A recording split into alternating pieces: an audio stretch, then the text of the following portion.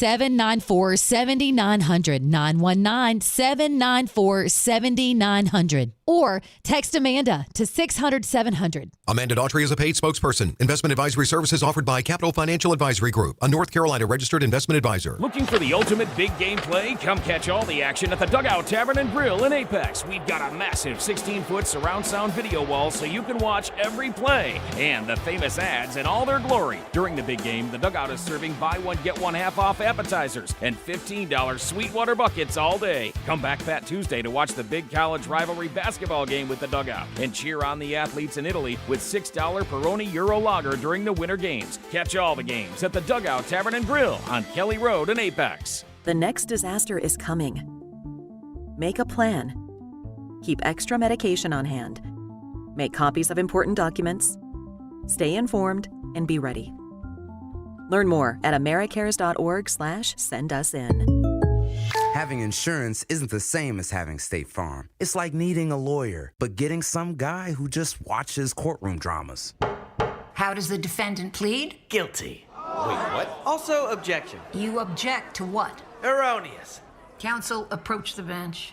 Hey, can I get a whack at the gavel?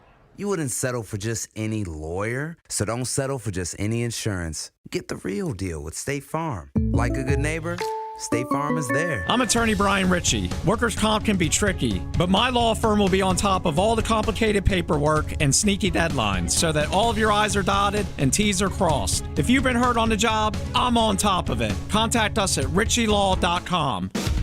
Broadcasting live from the Lenovo Studios. WCMC HD1 Holly Springs. 99.9 The Fan. The Triangle Sports Leader.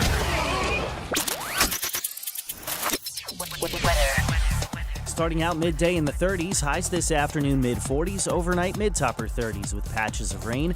Wednesday quiet for most of the day, then we see the chance for light snow and sleet accumulation near and north of I-40, heading deeper into the evening.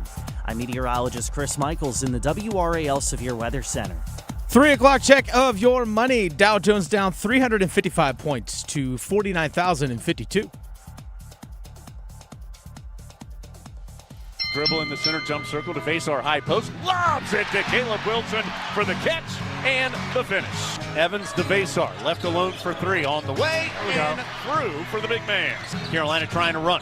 Transition three from Powell. Count it. Powell on the, jab step to the right. Powell to the cup for the two-handed finish. What a move by Jonathan Powell. Tar Heels on the run as Wilson comes out of there with it. Caleb, spins through traffic. Pump fake, go up and finish. How does he do it? But he sure does do it. The Drive with Tim Donnelly on 99.9 The Fan. The Drive with Tim Donnelly here on 99.9 The Fan. Happy Tuesday, everybody. I'm Tim Donnelly. Dennis Cox back with us today producing the show. It is a... Oh, there you go.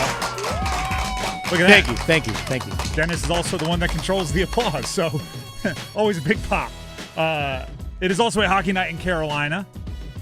This is the last home game before the Olympics break. That's right.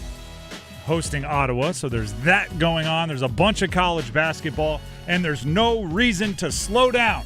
So let's start hot with the Big 3 at 3.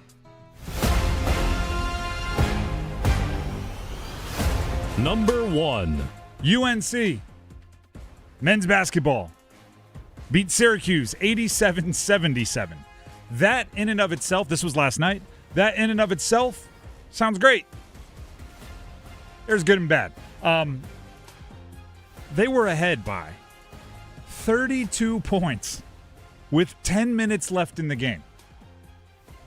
It fell all the way to 6 with less than a minute to go. Bruh. Now, I don't want to excuse it, right? And by the way, that's an awful beat if you had the Tar Heels minus the 11.5. 32 with 10 minutes to go, you're like, sweet. And where am I spending the winnings? What else do I want to bet on?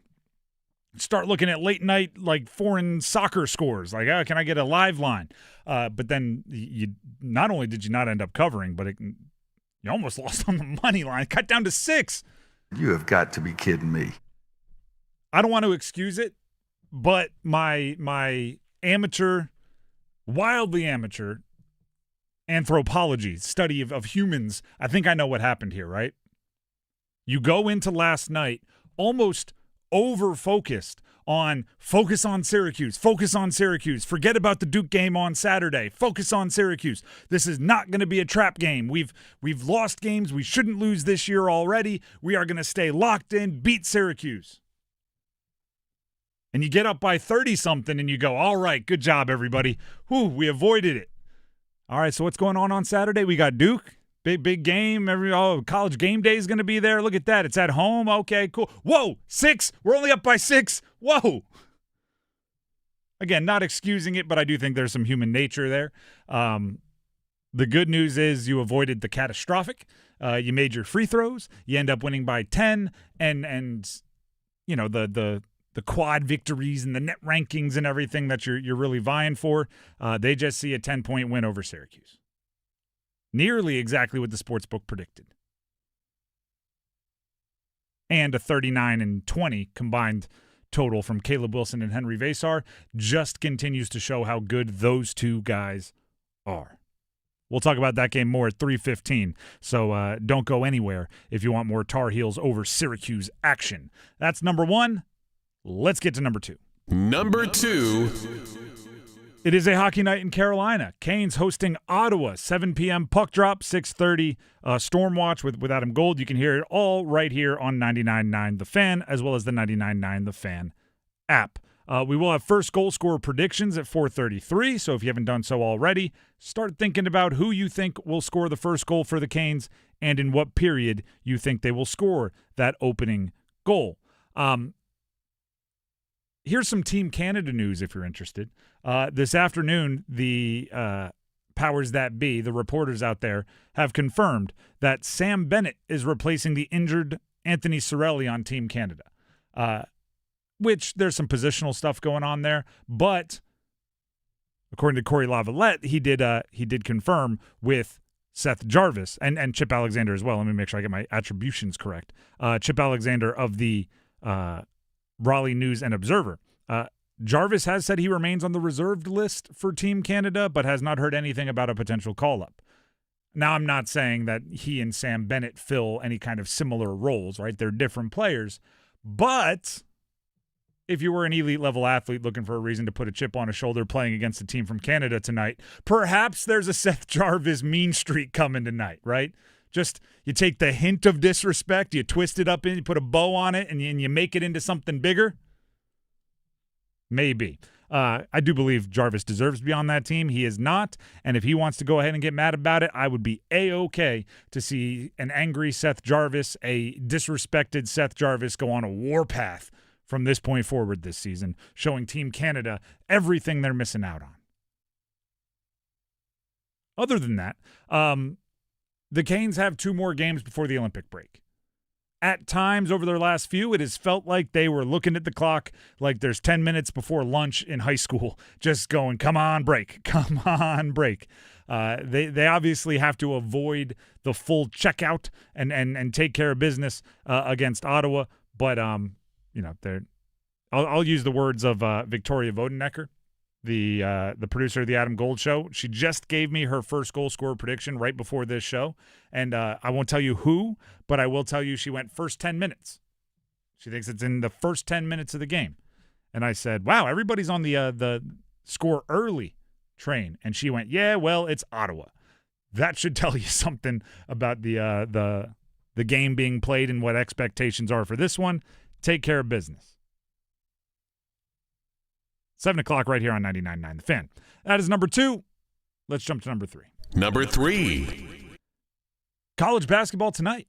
The ACC has Duke versus Boston College tonight at 7 p.m. and NC State at SMU tonight at 9. A little double feature action.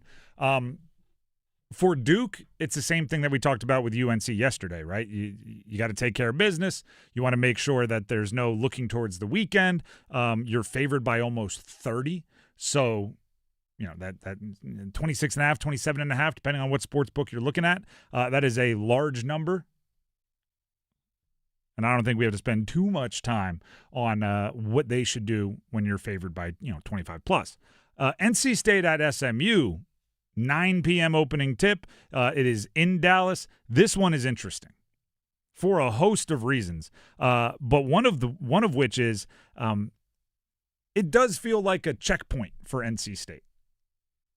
Okay, they're on a 4-game winning streak, and in that 4-game winning streak, you've felt public opinion change in a big way in favor of State. Right now, there's all of the Will Wade's putting it together. Why did anybody doubt? Darian Williams has figured it out. He even all the way down to the narrative of he got a call from a family friend that told him he was playing soft, and since then he's dropping 20 a game. Right, since then he's playing a different brand of basketball. This 4-game winning streak has changed the vibe of the season for State. Now, it did start with a gigantic win, right? The first of that group was an overtime win over Clemson. At Clemson, one of their, if not their best win of the season, definitely one of their best wins of the season. Since then, not exactly the top competition in the Atlantic Coast Conference. Pitt, Syracuse, Wake. Took care of business. You don't give them back. Took care of business, but it's like, okay, let's see. Let's run you up against SMU, right? Let's see how real it is. This SMU is 34th in the net rankings, and with it being on the road, that is a comfortable quad 1 game. Oh yeah, easily. NC State is 2-5 in quad 1 games this year. So this is a chance. All right, let's see. All right, you're playing a better brand of basketball. Darren Williams is playing a little angry. You figured some things out. You're figuring out your roles. Let's see. Do better than you did last time. For SMU, they're 3-5 in quad 1 games, and it's a quad 1 game for them too. So I guess you could argue the same. Yeah, State's 26 in the net. If you that would be because it's at home. You're exactly right. If you look at what SMU has done in the ACC, they are 9th, 4-4. Wins, they beat UNC when they were on their little struggle streak. Mm-hmm. They beat Virginia Tech, Wake, and Florida State. They've lost to Clemson, Duke, Virginia, Louisville, all ranked at the time, all amongst the top. SMU feels a little Mendoza line-ish. Like they beat the teams they're supposed to beat. They lose to the teams that are in that top group in the ACC. So playing against SMU could tell you which one you fall into. Yeah, like they're the dividing line. Yeah, they're that Mendoza line. They're that batting. It used to be 200 in Major League Baseball. It's probably higher now. Like, are you a good player or are you a defensive player? Are you a good hitter or are you a defensive player that needs to be great in the field? Are you in that top group of the ACC? Right, I would say anybody above SMU right now, they're 9th. Anybody above SMU, probably thinking they're in good shape for bracketology. And, I think the ACC gets 8 teams in, right? That's kind of where it sits now, maybe 9. So if you're above SMU, you're probably feeling good. If you're below SMU, you got work to do. Well, which one are you, State? Maybe we'll figure out tonight at 9 on the road. They have played better on the road at portions this season, evening out a little bit more. But, there was a point in time where Will Wade was like, thank goodness we're playing well on the road because we're not playing great at home. And it really wasn't that long ago. And then just keep rolling on State's schedule. They do play Virginia Tech next, which is, whatever that is. Then at Louisville versus Miami, Louisville's ranked, versus Miami, one of the top teams in the ACC, above that SMU line. Verse number 14, UNC. At number 18, Virginia. At Notre Dame. Verse number 4, Duke. That 6-game stretch is going to decide if you're a contender or not. This is kind of the last checkpoint to make sure you're ready to roll into that 6. You'll have one game. Again, Virginia Tech, middle of the pack. And then it's all full steam ahead. State's 6-1 since that Virginia loss. 6-1. And again, building momentum, and everybody's excited, and the narrative is high. How real is it? I think we'll find out some of it tonight, and we'll be entertained either way, because either it's going to be State kind of cementing themselves as in that upper tier in the ACC, or Will Wade's going to give us something after the game. It's one or the other. The cliche about like competition, you either win or you learn. With State, it's almost either they win and build momentum, or they lose and we get entertained. Like, that's the way it goes. So, we'll see. The Drive with Tim Donnelly, 99.9 The Fan. It is a big game is what I'm getting at. We'll take a break. When we come back, more about UNC beating Syracuse, but really holding on for dear life against Syracuse last night ahead of a big game this weekend. Stick around. That's next. This is the sound of Lucy, staying on top of her spending. You see, even though she's buying a new pair of jeans, she knows that it fits within her monthly budget. because Wells Fargo will send an alert if her balance drops below her set amount. Yep, nothing gets past Lucy, or Wells Fargo for that matter. However you make money work, Wells Fargo can work with that. Wells Fargo Bank, N.A., member FDIC. It's Heart Health Month. I'm Tim Donnelly here with Dr. Parikh from WakeMed Heart and Vascular. Doctor, can you take us through what exactly heart failure is and how common it is? I think of myself more as a heart function doctor rather than a heart failure doctor. But heart failure, it can sound scary. It doesn't mean your heart is about to stop. It's a pumping problem. And so a heart can either be stiff and not feel properly, or it can be weaker and not pump properly. And really your body is not getting as much blood as it needs from the heart. It is somewhat common. So after age 40, 1 in 5 Americans will have heart failure at some point in their life. There's over 6 million people living with it in this country today. You really want to talk to your doctor about whether you're at risk for heart failure and if you should start screening for it, and really try to follow a heart-healthy lifestyle so you can prevent it from happening in the first place. If you have any questions, you want to learn more about heart health, go to wakemed.org. Soundstation and Security, your automotive and audio experts. Car audio, car video, home theater, wheels and tires, and so much more. Plus, did you know Soundstation and Security offers full service for your vehicle? Alignments, inspection, oil changes, window tinting, and custom exhaust. And with a variety of financing options, Soundstation and Security can help you get what you need today. 2 locations, downtown Smithfield and on Glenwood Avenue in Raleigh. Soundstation and Security. Visit myhotsound.com. Tar Heels on the run as Wilson comes out of there with it. Caleb, spins through traffic. Pump fake, go up and finish. How does he do it? But he sure does do it. The Drive with Tim Donnelly, 99.9 The Fan. UNC beat Syracuse last night, 87-77. There's 2 ways to talk about this game. You talk about how North Carolina built up a 32-point lead, or you talk about the decisions or the attitude that would lead towards that 32-point lead dwindling in about 9 minutes, all the way down to 6 points before eventually they hit their free throws and finish it out with a 10-point win. Because if you talk about the UNC, that very business-like, very open and shut, kind of grew that lead as much as they did, there's a lot of good. Right? There's a definite turning point in their win, I would say, against Virginia a handful of games ago. You might say it was the Notre Dame game before because that's when they started making some of their perimeter changes. But either way, there's a definite turning point that led to them playing very, very well, that led to a 32-point lead over Syracuse. And no, Syracuse is not the scariest team in the ACC, but a 32-point lead in 30 minutes against darn near anyone in the ACC is impressive. So let's talk about the good. I failed to mention Jonathan Powell probably enough yesterday.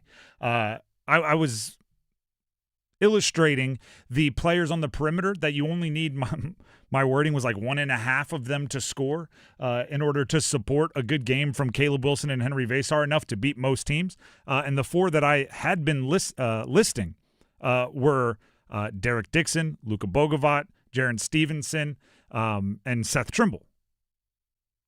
I think we probably should have, and an error on my part, should have added Jonathan Powell to that group because he has the ability, especially with the way he can shoot the basketball, to be that supporting scorer without a ton of minutes. Yeah, he was kind of the forgotten perimeter player for a bit there. And you could argue even last night, he scored 12 points, but he only played 13 minutes. Mm-hmm. So add him to the list of, if you're looking for a player or two to play well enough in the perimeter, just to give enough support, right? You're not asking for the world, just to give enough support to Wilson and Vasar that you can go ahead and win a game, put Powell on that list.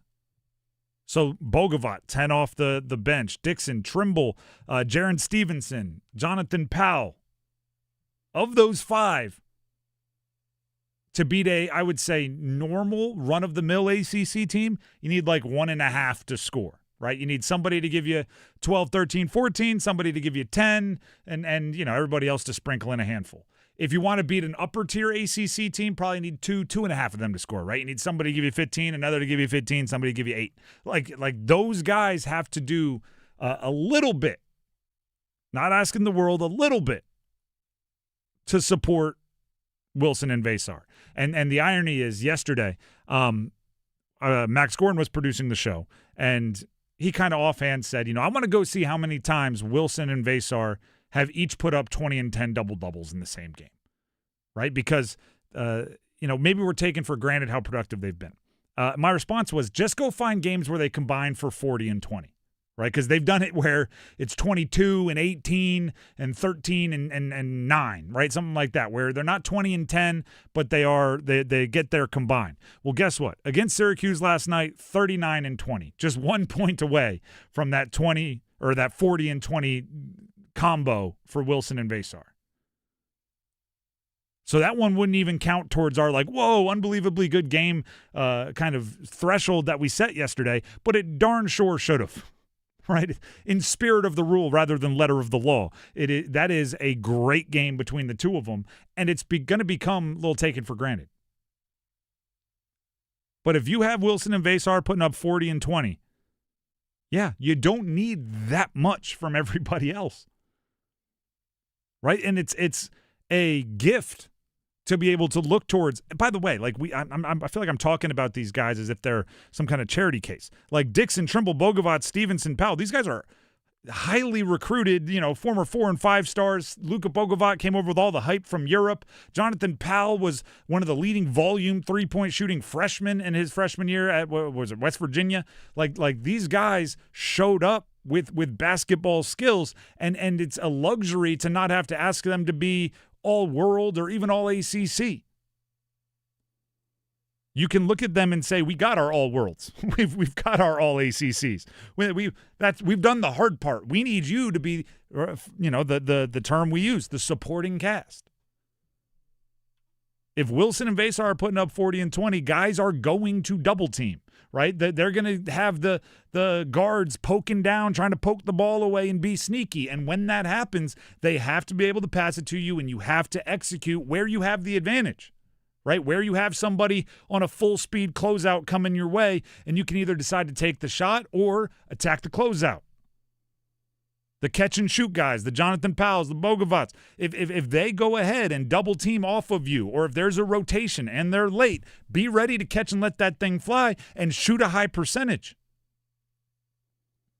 Seth Trimble, if Vesar or Wilson get you a second chance point, they get an offensive rebound and kick it out to you, and they're scrambling, slash and dunk. Go get – I remember it was maybe 2 years ago now. We were talking with Seth Trimble sometime around the ACC tournament.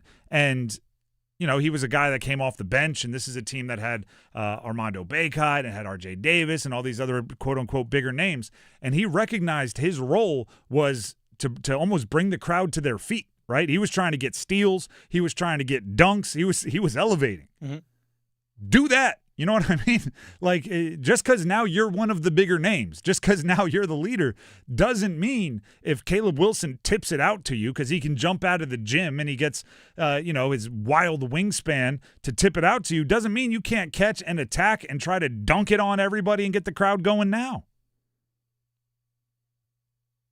We've seen these flashes, and I think that's great from the supporting cast, because it doesn't have to be any of you every game. It's got to be a couple of you every game, right? It's got to be a couple of you, and this is the challenge of Hubert Davis, right? Jonathan Powell. Oh, look, it's a Jonathan Powell night. Maybe I got to put him into a few more lineups. Oh, look at this. Derek Dixon is doing a great job. Let's make sure we keep him in there a few more minutes. I kind of leave out Jaden Young, and maybe it's unfair. The transfer from Virginia Tech this past year, he's actually in the starting lineup. Yeah. Only played 9 minutes last night, though. But, yeah, it's almost like a ceremonial. Going back to, what was it, the Cal game, which was the second on that West Coast swing for them, Jaden Young and Derek Dixon were put into the lineup, and they kind of led a comeback that fell just short. And, shortly after that, they were both in the starting lineup, and things have started getting, a little bit better, and the perimeter's playing a little bit better. And it's almost like they don't want to mess with the starting lineup, but they also don't want Jaden Young playing starters minutes, so they, run him out there, and then he doesn't end up playing a ton after that. So I went actually when I was hosting for Adam Gold yesterday, I actually went and looked back at the previous 4 games where Derek Dixon has taken over as the starting point guard, and Luka Bogovac has actually been running with the second unit. Bogovac's production has gone up as a result, because I feel like when Bogovac was out there and it was Evans starting, Anders Wilson and Vesar, he's like the 4th option to get the ball. Kind of so he has to kind of rush things a little bit, or he has to force it a little, as opposed to when he's with the second unit, he could be a primary ball handler. Like Kyan Evans doesn't have to be a primary ball handler with the second unit. Let Bogovac do that. And since then, during that stretch, he's been shooting well over 57% from the field, and as opposed to the 40% he was shooting in the previous 17 games or so. And then even from 3, he was 8 of 20 from 3, 40%. In previous games, he was only shooting 32% from 3. His production has gone up. And also during that stretch, not counting yesterday, he had 9 assists to just 1 turnover in those 4 games. So his production has gone up. So it's just a little change in role. And then even with Dixon as the starting point guard, his assist to turnover ratio has been 3-1, again, not counting yesterday. But the 3-point shooting is up a tick, and they're averaging about 87 points offensively. So it's just been a lineup adjustment in my eyes, it's allowed better ball movement on the offensive end, and it's allowed Bogovac, as part of the second unit, to actually play to his true potential. Those are the things that, a good coach, and obviously Hubert Davis is figuring it out, a good coach figures out over time. Because if you remember, during the exhibition games, Luka Bogovac wasn't available, right? He hadn't been cleared by the school yet, even though or the NCAA had cleared him. It was a very strange situation. But maybe that's something that you experiment with more if he's available in the preseason, and then by the time you get to the games, it's something that you're more comfortable with. But with that many names, right? I had it at 4 yesterday as far as perimeter players, and Jaren Stevenson's maybe in a different category, but he does, he's not taking away big man minutes from Vesar Wilson. If you add 5 there and you throw Jaden Young in, now it's 5.5, 6 guys. That's a rotation that could change day to day based on who's feeling it. And who knows? Maybe if Bogovac is playing great with the second unit and you want to go back to the first, you're not hey, all right, sorry, Derek Dixon, Bogovac's feeling it, right? You got to be able to make those rotations work in real time, which takes a lot of instincts from the coaches and a lot of knowing your team from the coaches. So we'll see how it plays out. Big win over Syracuse, right? Because we didn't even get to it because we got so excited about the good that built the 32-point lead. You also need to figure out what buttons you didn't push to make them, keep the pedal to the floor a little bit in the last 10 minutes that led to the big comeback from Syracuse. But a win is a win, and you avoided the trap game, and now you have Duke on Saturday, and we know what what's at stake there. Right, that is a massive win that could change your season if you get it, and it's also everything that comes with the rivalry. The Drive with Tim Donnelly, 99.9 The Fan. We have the Dean's List coming up, and I'll tell you how to win some cool concert tickets. That's coming up in the next segment. But first, Dennis Cox has something for you. I do. Dennis Cox here real quick for my friends over at Law Tiger. Speaking of winning something, that's something you can win as well. Go to caniacsbike.com. Enter for your chance to win a custom Canes Ducati motorcycle. That's right. The Law Tigers are once again teaming up with your Carolina Hurricanes to give one lucky Caniac a custom Canes Ducati motorcycle, courtesy of Art Moto Garage and Shiny Side Paint. The date to enter by, it's March 29th, but don't even wait till then, folks. Do it now. Go to caniacsbike.com, enter for your chance to win. The bike will be given away live on April 4th at the game, and includes tickets in a catered suite. I mean, tickets in a catered suite, that's icing on top of the cake, of which is a Canes Ducati motorcycle that could be 100% yours if you enter and you win. Go to caniacsbike.com, enter for your chance to win. I know people are thinking, well, there's snow on the ground. Why am I thinking about a motorcycle? Spring's right around the corner, folks. Enjoy it. caniacsbike.com. Law Tigers is a network of independent law firms who are members of the American Association of Motorcycle Injury Lawyers. Law Tigers is not a law firm. The Drive with Tim Donnelly, 99.9 The Fan. As promised, we'll be back with explanations on how you can win some sweet concert tickets and a little Dean's List. Stick around. Hi, Greg Talbot with Strategic Tax Resolution. Tax enforcement and defense strategies have changed a lot over the last year. After nearly 5 years, the IRS has restarted automated collections. You could be next for bank levies and wage garnishments. Ignoring the issue is not an option. Call 984-272-2600 to get protected. Do you have unfiled returns or tax debt? We work directly with the IRS and states so you don't have to. Let us use our proven strategies and experience with the IRS and state to resolve your tax issue. Qualified clients have cut their tax debt by more than 90%. How would that feel? Act now to learn the latest updates to tax relief programs. Your eligibility may not be the same. Strategic Tax Resolution. Local, trusted, A+ rated by the BBB. Call 984-272-2600. Ask for me, Greg Talbot. 984-272-2600. You've got a guy on your side. StrategicTaxResolution.com. Get relief. You like saving money, right? We all do. That's why Allstate just lowered the price of car insurance. Not, but wait, there's a catch. Lower. Actually lower. So if you're shopping around or just want to see how much you could save, check Allstate first for a new lower auto rate that could save you hundreds. You're in good hands with Allstate. Not available in every state. Only applicable for new auto insurance business. Rates will vary by several factors, including how you purchase the policy. Potential savings vary. Allstate North American Insurance Company and affiliates. Northbrook, Illinois. Winter is in full swing, and Aleve is here to keep you moving. When the cold weather sets in, everyday aches and pains can linger, but Aleve's got your back. With up to 12 hours of body pain relief per dose, Aleve keeps you going with long-lasting body pain relief to get you through whatever the season brings. Chilly days or cozy nights, Aleve gives you that long-lasting body pain relief you can count on this winter. Try Aleve. Use as directed for minor aches and pains. ESPN presents the NHL Stadium Series in a most unexpected place. A hockey takeover of Tampa, Florida and Raymond James Stadium, where the Boston Bruins collide with the Tampa Bay Lightning. Two teams take their shot at a one-of-a-kind game. The 2026 Navy Federal Credit Union NHL Stadium Series. Bruins, Lightning, Sunday, February 1st at 6:30 Eastern on ESPN and the ESPN app. McNeil Jr., 2 seconds on the shot clock. One. Presto. Just because you know don't mean you can stop.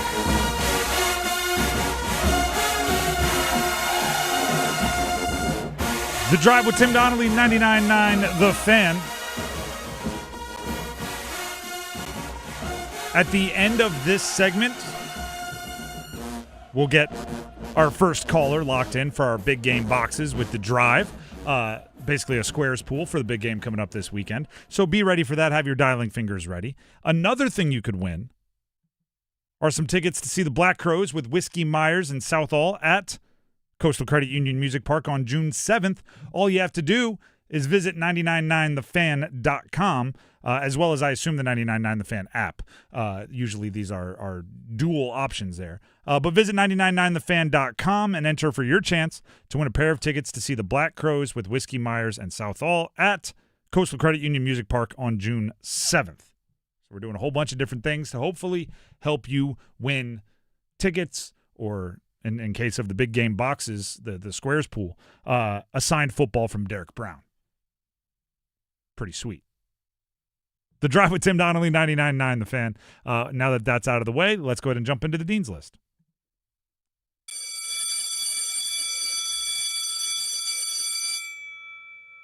The Dean's List, where we highlight those directly or indirectly related to the college sports world that we care about so much here in the Triangle. I don't usually have to do this before announcing our Dean's List, but I am not a financial advisor of any kind. And okay. I don't always understand money markets and the things. I guess I have to put Florida State's bank or lenders might be the appropriate deal here. I don't know if you saw the Sportico article that came out today. I did not. Florida State closed the fiscal year of 2025 with $437 million in athletics-related debt, according to its latest financial disclosures. A $200 million increase from the prior fiscal cycle, and a higher total than any public FBS program reported in the fiscal year of 2024. So, golly, no wonder they want to leave the ACC. It's like Maryland all over again from 25 years ago. $437 million in athletics-related debt. Now, again, sometimes I feel like debts are like fats.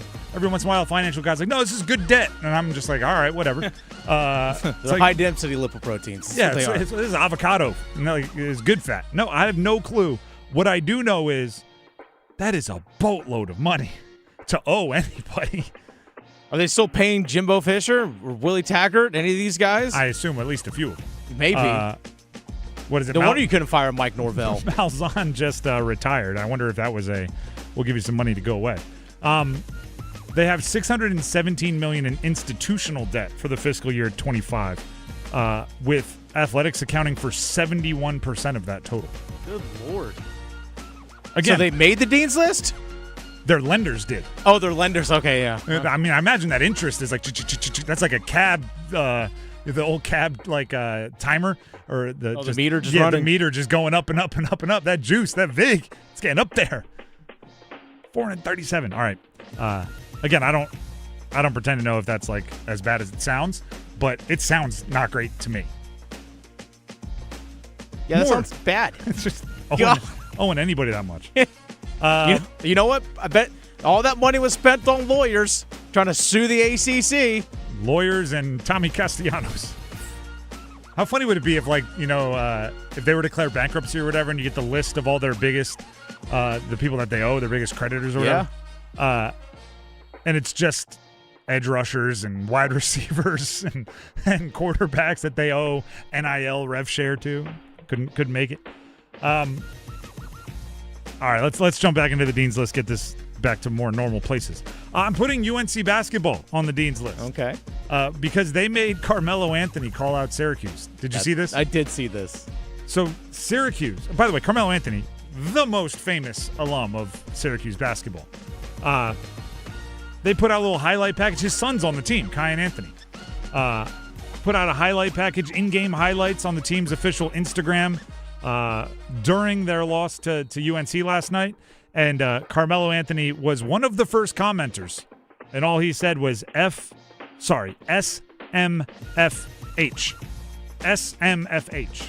You can guess what that acronym he was using. So, if you're frustrating the other team so much that one of their legends and a parent of one of their players jumps in with that acronym, you must be doing something right. Shout out to UNC basketball. More Dean's List. Again, this is kind of a backhanded Dean's List, similar to the FSU one. 25-year-olds that get jobs are on the Dean's List.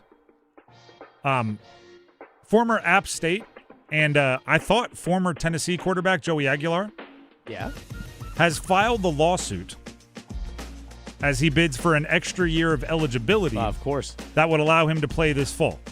It argues that he should be allowed a fourth year of playing Division I football rather than the years he spent at junior colleges count against his eligibility.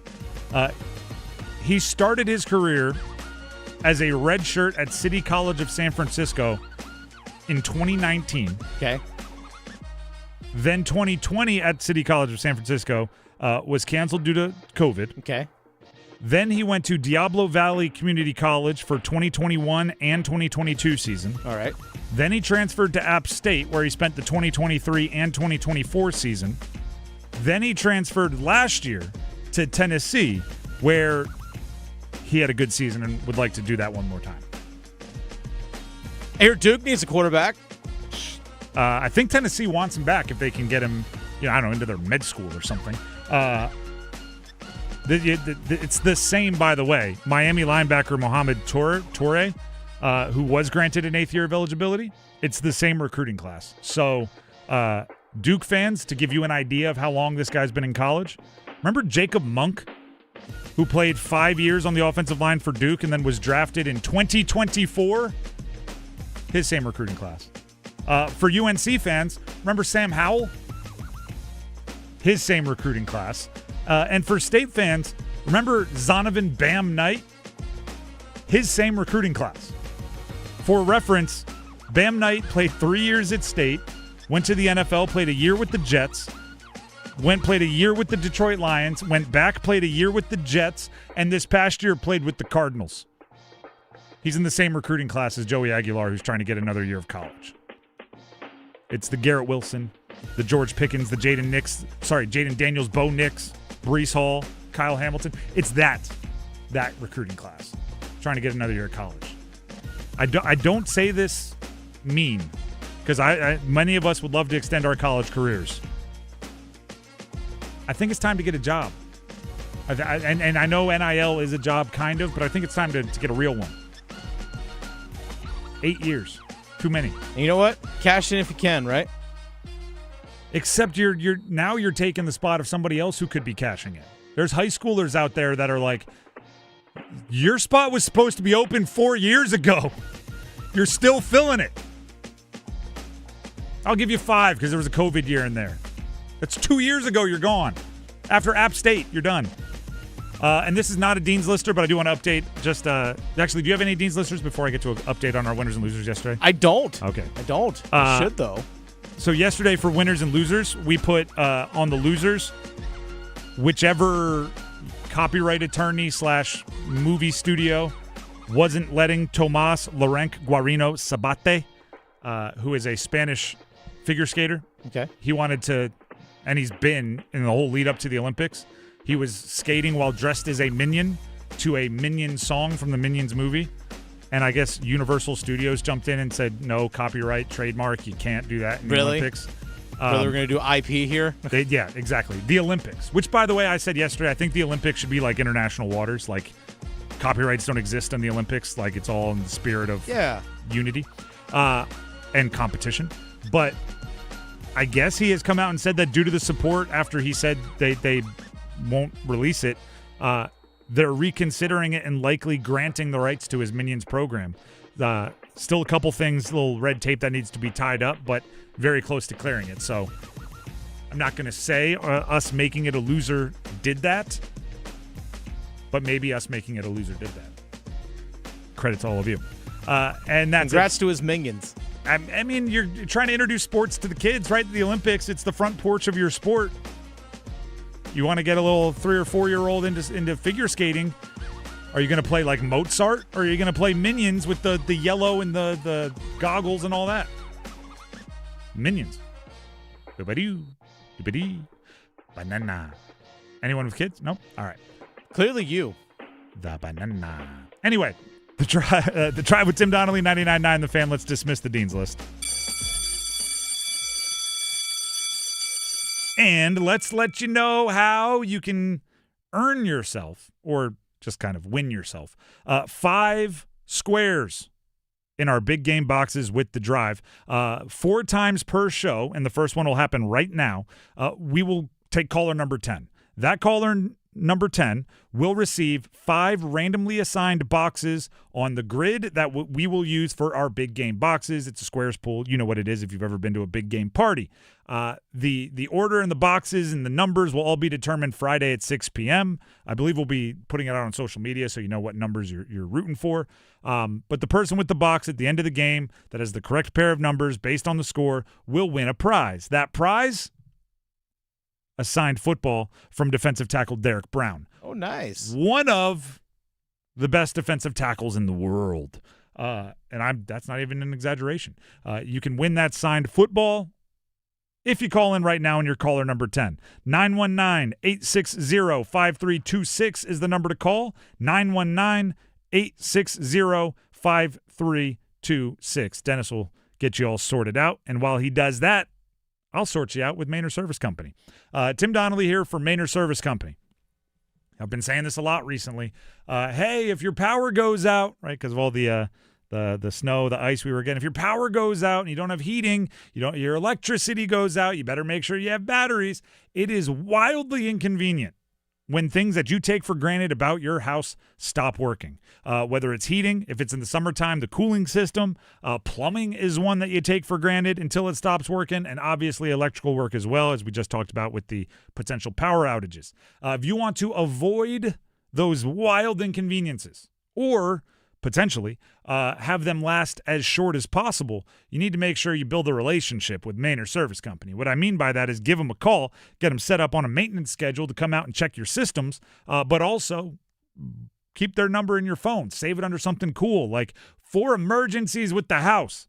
Manor Service Company can come out. They know how to work on every bit of equipment, no matter when your heater is from, what decade it's from. They have experts. Their technicians are unbelievably well trained. It's something they prioritize. So give them a call, 919-361-0993 if you want to set up that maintenance schedule or you're dealing with an emergency. 919-361-0993 or visit them online at ManorServices.com, MAYNOR services.com.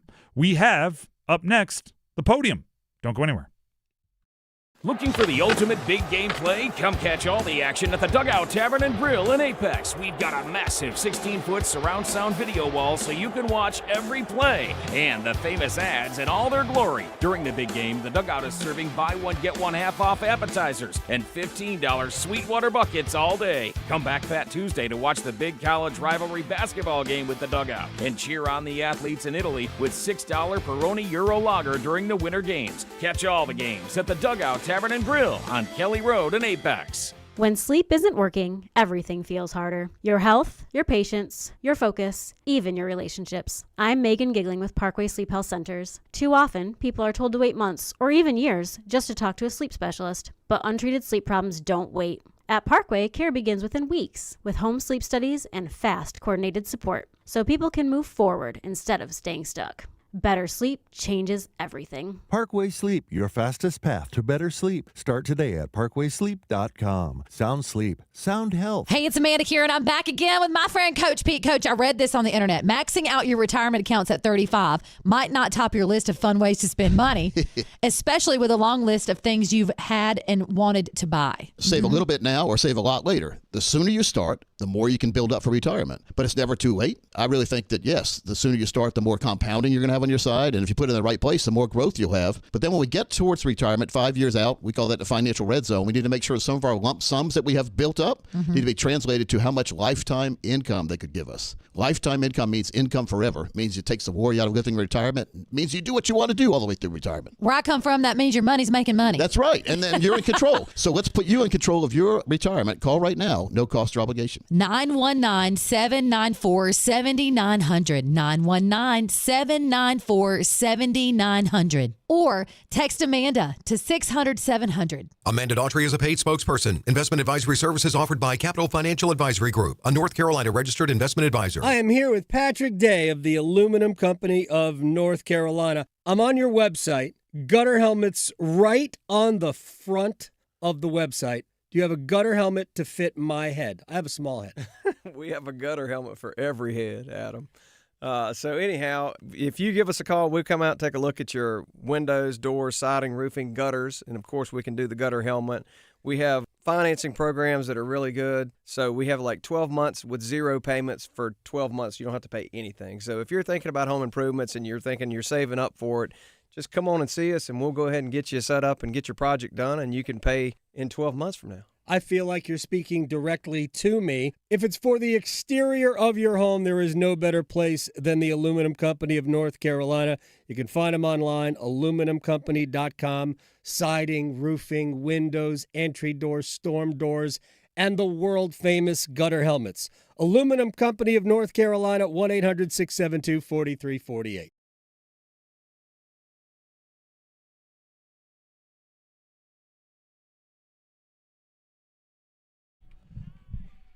The Drive with Tim Donnelly, 99.9 The Fan. Happy Tuesday, everybody. That, by the way, right before the break, was just one of 4 times today that we will take the 10th caller for big game boxes and find a way to get as many of you, as many chances as we can get, and give each of you 5 if you call in your caller number 10. Chances on the grid there, the boxes pool. For the big game to potentially win that Derek Brown signed football. So keep tuned in. We're gonna mix them in throughout the show. Keep you guessing, and we have 3 more to do today. So you're never that far away from one. With that being said, and this is even more appropriate with the other big games that are going to be going on in the next couple of weeks. Let's set up the podium. Yeah, that music gets it fired up. Now, the podium is a 1-week award. It is for the 4 teams in the ACC from the state of North Carolina. And we decide who had the best week, and they get the gold medal. And silver, bronze, and off the podium. And then at the end, Dennis will give us a little gold star for the group of 5 or mid-major / lower division team that has earned a gold star. As always, we start off the podium. Wake Forest. They lost at Pittsburgh 80-76. They lost versus NC State 96-78. Wake is they're finding ways to lose games. They're the opposite of what you want to be, right? If there is a game where the talent level is kind of even, you want to be a team that finds a way to win that game. If you have a game where, you know, one of your players scores 28, you want to be like, all right, good, that can let us punch above our weight class. We'll find a way to win that game. Wake Forest is the opposite, right? They're like, hey, if these talents are even, we'll probably find a way to lose it. I think they're better than their record says, but you can only say that for so long before you go, you know what, they're just not winning the games. And they lost both of them this week. Bronze goes to Duke. We're in that to now the portion of the podium where you're splitting hairs between undefeated teams, right? Since January 17th, which is the last time, on January 17th is the last time UNC and NC State lost. Duke, obviously, well before that. The Triangle is 11-0 with 3 wins against ranked teams. They've rolled through the games they're supposed to roll through for the most part. So, you know, we're on multiple weeks now where the podium is splitting the hairs between undefeated teams. Duke beat Virginia Tech on the road 72-58. It's a good win. Virginia Tech is a middle-of-the-road ACC team, but holding anybody to 58 in a conference game is pretty darn impressive. Probably closer than the final score says, but final score is what it is. Just by the nature of only playing one game this week, they end up in bronze. Silver. This. I mean, you want to talk about splitting hairs. Wait till you find out how we decided between gold and silver. Silver goes to UNC.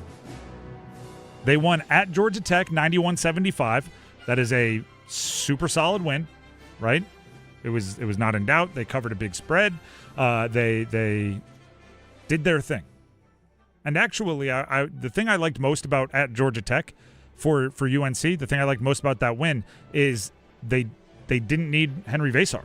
Right? I'm not sure at any point in time I thought they'd win any games if Vesar put up 7 points and 1 rebound. Yeah. But he did, and they won handily. So that's like a feather in the cap for the supporting cast. Granted, Caleb Wilson was still good. That helped. Yeah, and he's one of the best players in the country.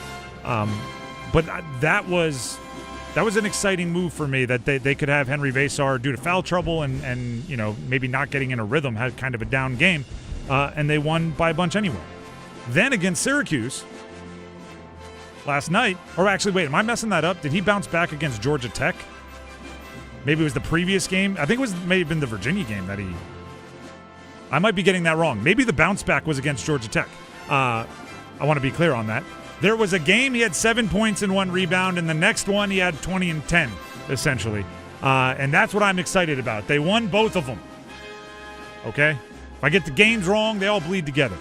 So the game where he had 7 points was against UVA. Okay, good. They beat UVA 7-1. I'm glad I caught that. With 7 points, 1 rebound, which makes that win even more impressive. Then against Georgia Tech, he bounced back with a traditional Henry Vesar game. 20 and 12. 20 and 12. And to win both of those, right, against a ranked opponent with one of your studs not playing great, and then to take care of business with an open and shut game against Georgia Tech on the road with your studs playing like studs, that gives them a versatility of win that I didn't think was possible. I didn't think they could beat Virginia with Vesar not playing, I mean, at least mediocre ball for Vesar standards. And then at Syracuse last night, obviously it was a bit of a up, down, whoa, hold on for dear life win. But a 10-point win versus Syracuse is a 10-point win versus Syracuse. Gold medal goes to NC State. They also beat Syracuse 88-68. and then one on the road at Wake Forest, 96-78. I told you we were splitting hairs. I've the win at Georgia Tech, the win at Wake Forest. So UNC's win at Georgia Tech, NC State's win at Wake Forest, both kind of dominant over bottom half of the ACC teams. I balanced those out. I canceled them out. They also both beat Syracuse at home. State beat them by 20. UNC beat them by 10. That's the difference. Like when you're both winning games, when you're both handling your business, when you're both playing two teams, I think we can lean towards common opponent and just go off of score. Do you know who this is a lesson for? Who? Notre Dame. If you play the same team, if you can look towards actual results that were played within the field of competition, you do that when you're deciding who gets, I don't know, admittance into a playoff, or you're deciding a podium position. You look towards the actual results, not some mythical, well, who would win if we think they played on a neutral court some other day? We're going to go to Vegas and look at the spread. No. If you played the same opponent, we look towards that. If you played each other, we would have looked towards that even more. Don't tell them that. Take that, Notre Dame. Indiana got lucky. Yeah, because, gosh, all offseason, all football offseason, I'm just throwing darts at Notre Dame. That's just going to be randomly. We're going to be talking about the Canes in 2 months from now, and I'm just going to go, you know who stinks? Notre Dame and their hypothetical national championships. It's going to make no sense. And they apparently hate Pop-Tarts. Apparently they hate Pop-Tarts. Too good. I'm sorry, they're too good for Pop-Tarts, I should say. No, you know what? Some of them did make it to the CFP. Their coach was an announcer. The Drive with Tim Donnelly, 99. That's right, he was there. Yeah, he was there. He was working studio. That's it for the podium. We have a gold star to give. We do have the gold star to give out. And Dennis, this is where you take over. With a pair of wins this past week, including 84-81 over Presbyterian and a road win this past Saturday, 71-59 at Longwood, the High Point Panthers going 2-0 on the week. Way to go, High Point. At High Point, I don't know if you had, because you went to high school in Virginia. So where I grew up, yeah. You probably had some kids from your high school go to High Point? No, not that I know of. No. High Point, for whatever reason, was mythical at my high school.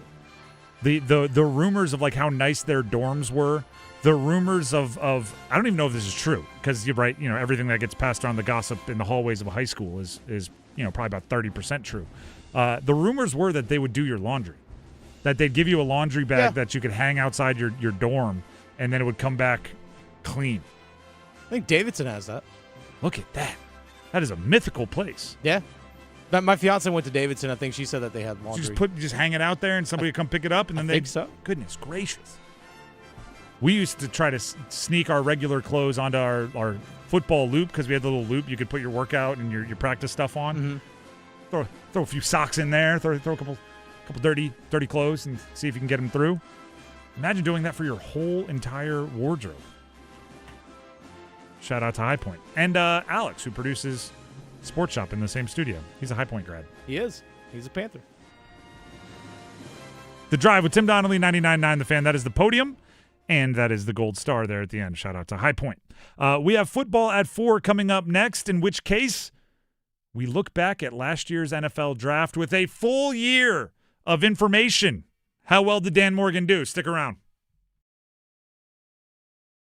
It's bow time. A leg and thigh dinner from Bojangles for just $6.99. Leg and thigh dinner from Bojangles for just $6.99. So crispy. So crispy. And juicy. And juicy. So much flavor. So much. Stop it.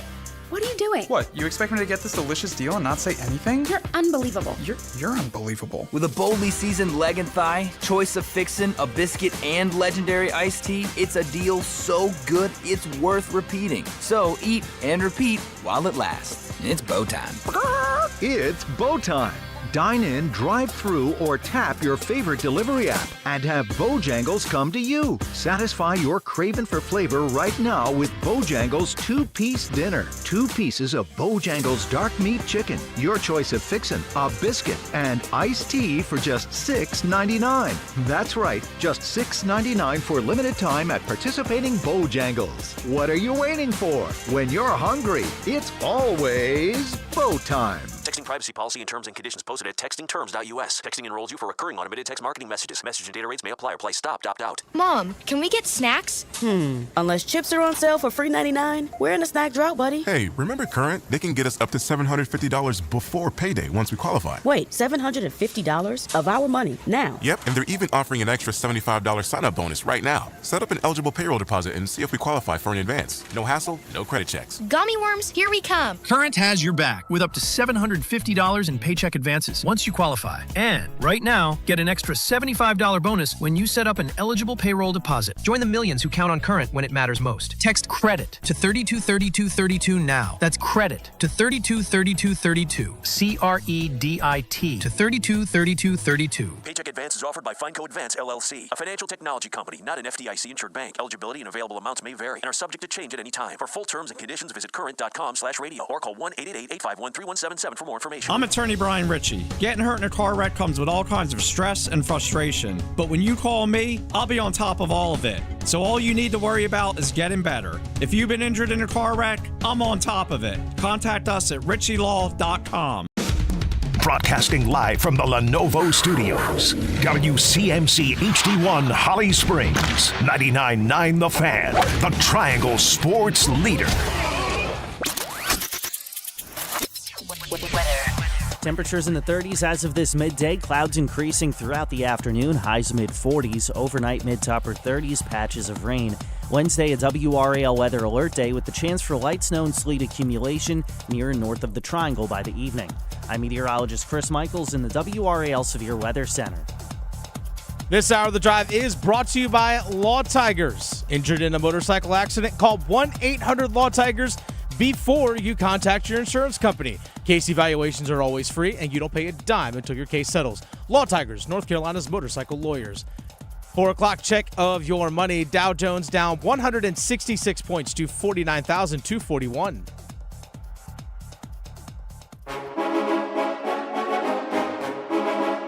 Let's move the chains. Time for football at 4.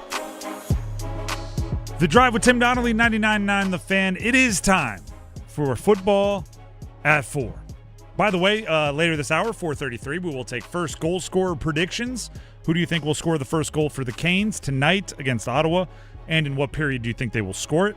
Start thinking about it. We'll open up the phone lines at about 4:33. Take a couple of your predictions. See how you do against all of the 99.9 The Fan personalities.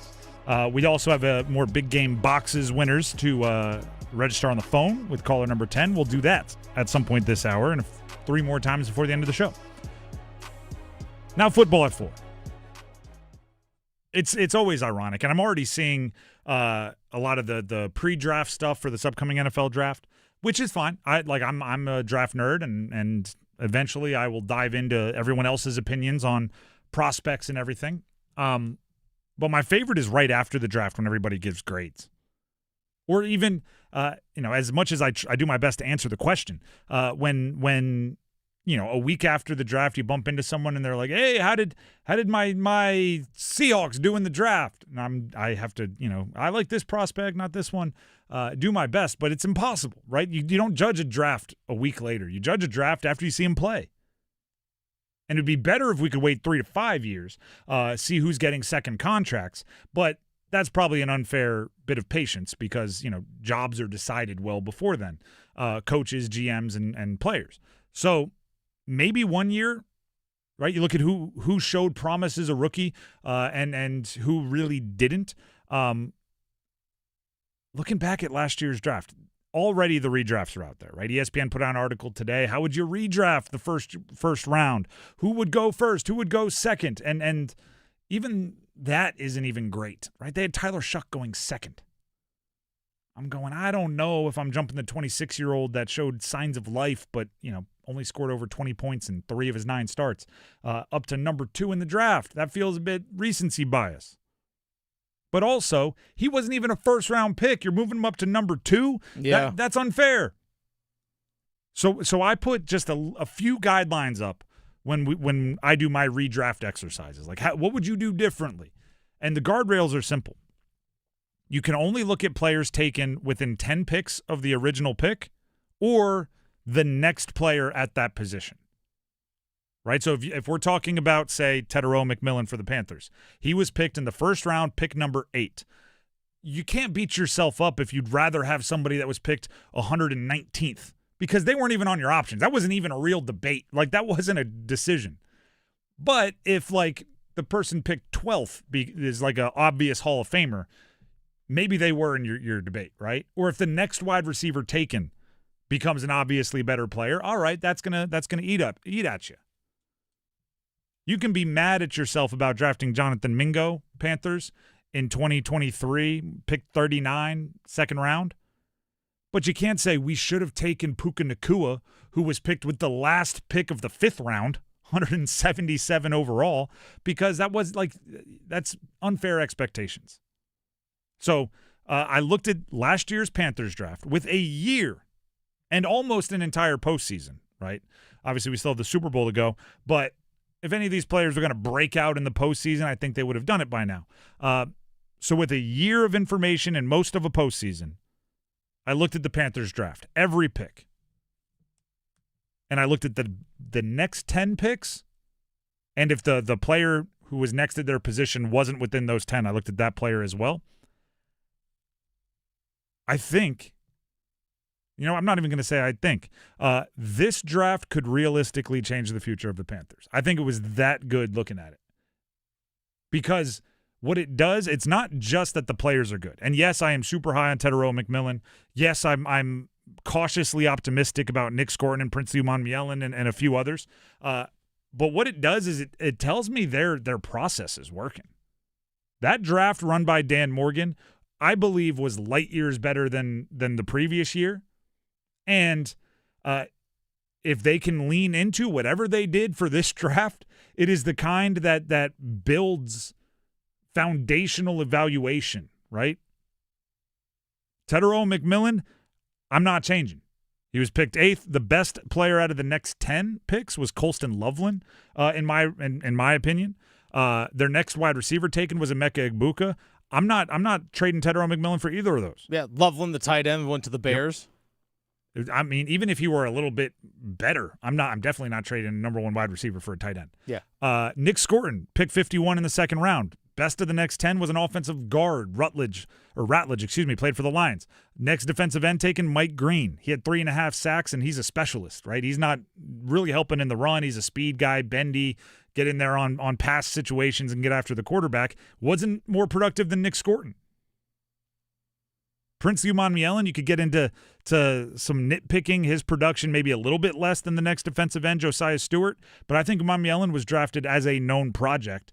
I'm not sure anybody's going back and changing that pick. I would trade Trevor Etienne just because Woody Marks was a couple picks later. Mm-hmm. Running back that was given much more opportunity in Houston, did okay with it. Perhaps like a Barrett Carter off-ball linebacker for Cincinnati based on positional need. But that's not an egregious miss. Etienne is 3 years younger than Woody Marks.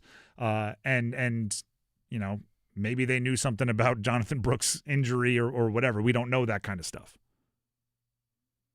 Then you're into like the 120s picks when you get to Lathan Ransom. Cam Jackson, 5th rounder, 140. Mitchell Evans, 5th rounder, 163 pick overall. Jimmy Horn in the 200s. You can debate any of those. Maybe you would have taken a different guy. I'd argue that a lot of the people with more production than those players drafted after them, it's more of a opportunity thing. Like if you play and start a ton of games for the Jets, like Malachi Moore did, a safety that was taken next after Lathan Ransom, you're going to have a lot more statistics than Lathan Ransom, who simply didn't play a lot in some games. And still, Lathan Ransom got his hands on the ball a good amount more. Finished with more forced turnovers and all that than Malachi Moore had a billion tackles, 101 tackles, but only 3 passes defense, no interceptions, no sacks, but started 14 games. The only one I'll look at and say, like, yeah, that's probably a miss, is they did take Mitchell Evans, the tight end, in the 5th round. I think it was 2 picks before Aronde Gadsden, a tight end from Syracuse that really popped for the Chargers this year. But, I mean, we're splitting hairs. I look at this draft and go, I'm not saying every pick's a hit, but there weren't a lot of obvious and or, like, big misses. And that's as important as anything. Right? It's what is the Leonardo DiCaprio and The Wolf of Wall Street, and I'm not sure that's the guy that you want to be like basing your, hey, this guy had things figured out. But when he's trying to swindle the people investing with him, he goes, I ask you not that you judge me on my winners, but that you judge me by my losers, because I have so very few. That's kind of what I look at this draft for. Right? Yeah. Drafting Tedero McMillan, 8th overall, and he's going to be Rookie of the Year, and he's going to do all these things, and he had 1,000 yards. That's great. Very great. Awesomely great.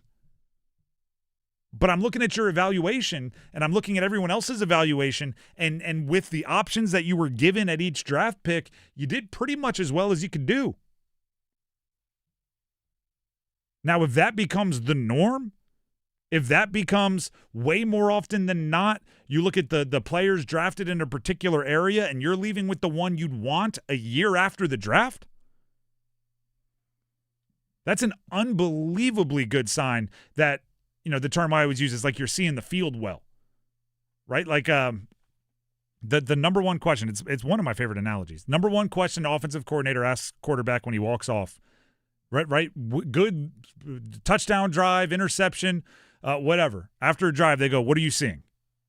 Right? And they just want to confirm that what you're seeing is actually happening, right? They're playing a lot of cover 6. Man, they're really getting up on our receivers, having a hard time getting off the line. Whatever you say, they just want to go, yup, that's what's happening. Confirm you're seeing the field. That doesn't mean you don't make mistakes. That doesn't mean you're doing everything right. But if you're seeing it, we can react. I'm not saying the Panthers didn't make any mistakes in this draft, right? There's a few things I would have done differently. Like I said, ETN I'd probably do differently, and I would have said that before the draft. He wasn't my highest-ranked guy. But for the most part, they're seeing the field well, right? They're understanding, all right, it came down to McMillan and Egbuka. We settled on McMillan. We were convicted, and it worked, right? The Jordan Phillips, a defensive lineman that went right after Cam Jackson, played a bit more. Some of the advanced analytics really like him. That would be one where it's like, what did you see? Because they may have also had a high grade on Phillips and gone, listen, we had a high grade on both of them, had these negatives, and we thought Cam Jackson would work for X, Y, and Z. We'll hone in on our evaluation there and move on. Perfect. You're seeing the field. Right? That's the equivalent of throwing an interception and coming to the side and going, man, they got me with the disguise. I thought it was going to be one high. As I let it go, I saw that they disguised it and the corner stepped in. That's on me. Coach goes, perfect. We don't have to talk anymore. Go talk to your teammates. You're good. It's an impressive draft when you look at realistically, what would you do differently? I think the answer is not much. And there are not many drafts where that's the answer. I do this same exercise for like every team I've covered for a billion years now. I've been in the business for a while. Most years, it's like the team that I put together with the best of the next 10 picks is outlandish. It's like goodness, if you would have done that, it would have been a playoff team. Like it like changes the future of your franchise. I was surprised how often I was like, I guess you could go Noel Williams, the cornerback, over Uman Mielen, but I don't think so. Like that's how every response was. For example, you want to go back to 2024, like Xavier Legette, you go the next 10 picks. I mean, there's Lab McConkey's there. You also have Cooper DeJean, all part of the next 10 picks. Kamari Lassiter was also part of the next 10 picks. So, I mean, there's some really, really good players that, okay, you missed on that one too. And that hurts even more because you traded up. Yeah, exactly. You moved up one spot. But even Buffalo's like, well, Keon Coleman, Lab McConkey was the next pick. Same thing. So, it's just it's such an inexact science. Mm-hmm. But like you said, when you go to these redrafts, you have to be realistic. Yep. Because, Puka Nacua from the 5th round a couple years ago, like, well, guess what? Everyone had some level of grade on him coming out of college because he was a 5th-round pick. Everyone was thinking the exact same thing. Like, be realistic with it. And if we allow Puka Nacua to be drafted in the 2nd round, right, when you took Jonathan Mingo, just imagine if we took Puka Nacua. Then every team would get that redraft, and Puka would be drafted like 2nd. Like, he's not making it to 39 if we allow that.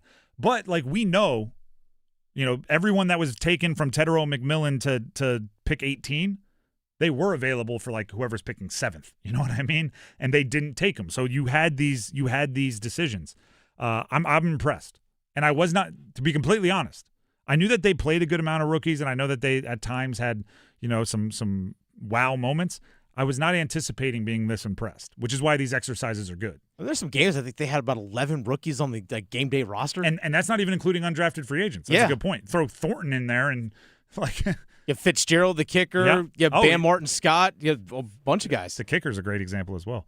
I don't even know what you would do for the next 10, like for an undrafted free agent, because that's just lotto tickets. But they played a lot of them. I was not anticipating being as impressed as I am. I hope there was something that they clicked on that they can move forward with. It's never finished. I think it was the Ravens, who are notoriously pretty solid drafting franchise, that I forget what the exact number was, but they had like 120 different points of information that they have on every player before they draft them, and they weight them differently. Like, this one times 3, put it in there. This one times 2. One of them was like Madden score. Like, they literally take in so many points of information on their players. So I don't think the Panthers are by any means done. Like, I don't think Brant Tillis and Dan Morgan are like, we finished. We figured it out. This is how you evaluate players, and you have a draft you love. We're done. But they took a big step forward from that first draft that Dan Morgan was in charge of to the second. And that's wildly important. Go look at, I just saw today, the Seahawks. Look at their picks from like 2000 to 2000 or 2019 to 2022, and then look at their picks from 2023 to 2025. You'll see why they're in the Super Bowl and why they weren't 4 years ago.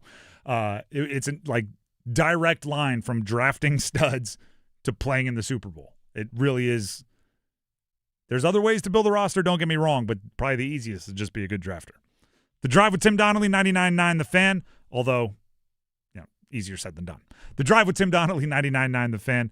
Before we take a break and get to Copper Drop and eventually first goal scorer predictions, Dennis Cox has a bit of information for you. I do. Dennis Cox here real quick for Loan Pronto. Low mortgage rates, they're back, folks. And Loan Pronto, they have fixed-rate mortgages with APR as low as 4.89%. Lowest in years, and smart homeowners are taking advantage of this while they can. If you got stuck in a 6% loan, you can lower your payment big time, or you can keep your primary mortgage intact and get cash out of your equity with Loan Pronto's Rapid Equity Loan. One homeowner just got $250,000 out of their home. They paid off all their car loans, paid off all their credit cards and some car loans, and cut their monthly expense by $2,000.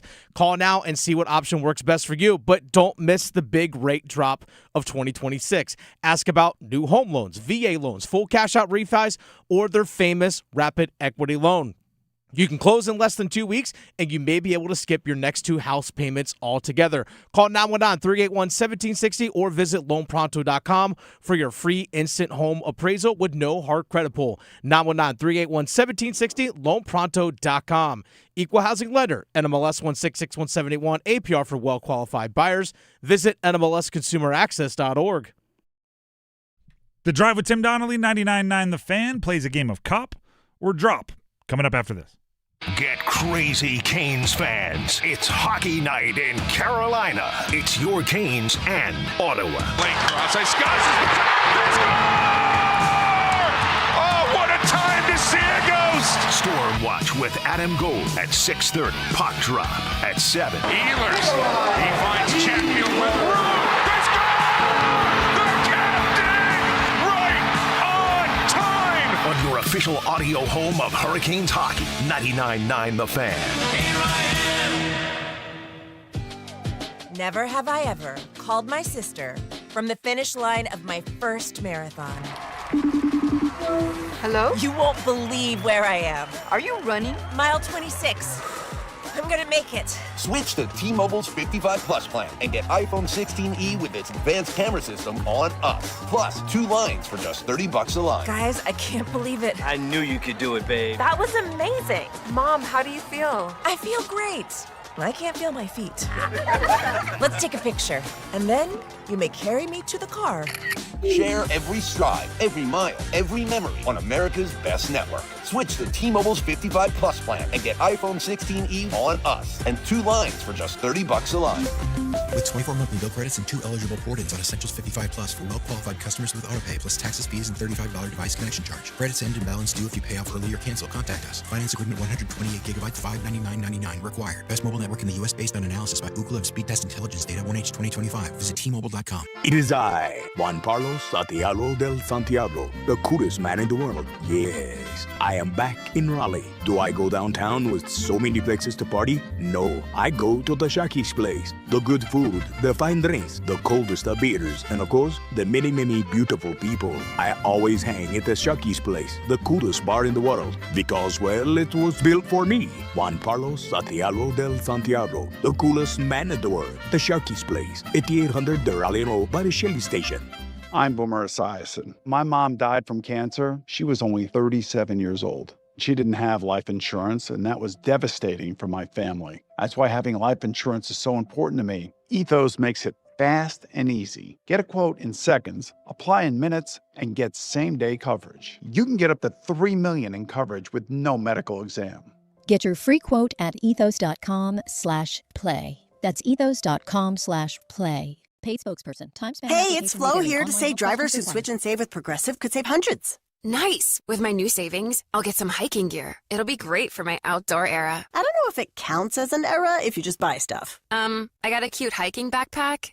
It's an outdoor era. Well, you only bought one thing. I don't think it's an era. Well, I think we're in a agree to disagree era. Yeah, sure, you're probably right. Anyway, with the money you could save by switching to Progressive, you can afford to switch to other things in life. It's my savings era. Also, everything you do is not an era. Progressive Casualty Insurance Company and Affiliates. Now Stankoven has got a step. He'll wait. He'll drop it back. Blake waits, draws, shoots, airs a rebound. They score! Logan Stankoven on the doorstep. Pounds it home. And we're tied at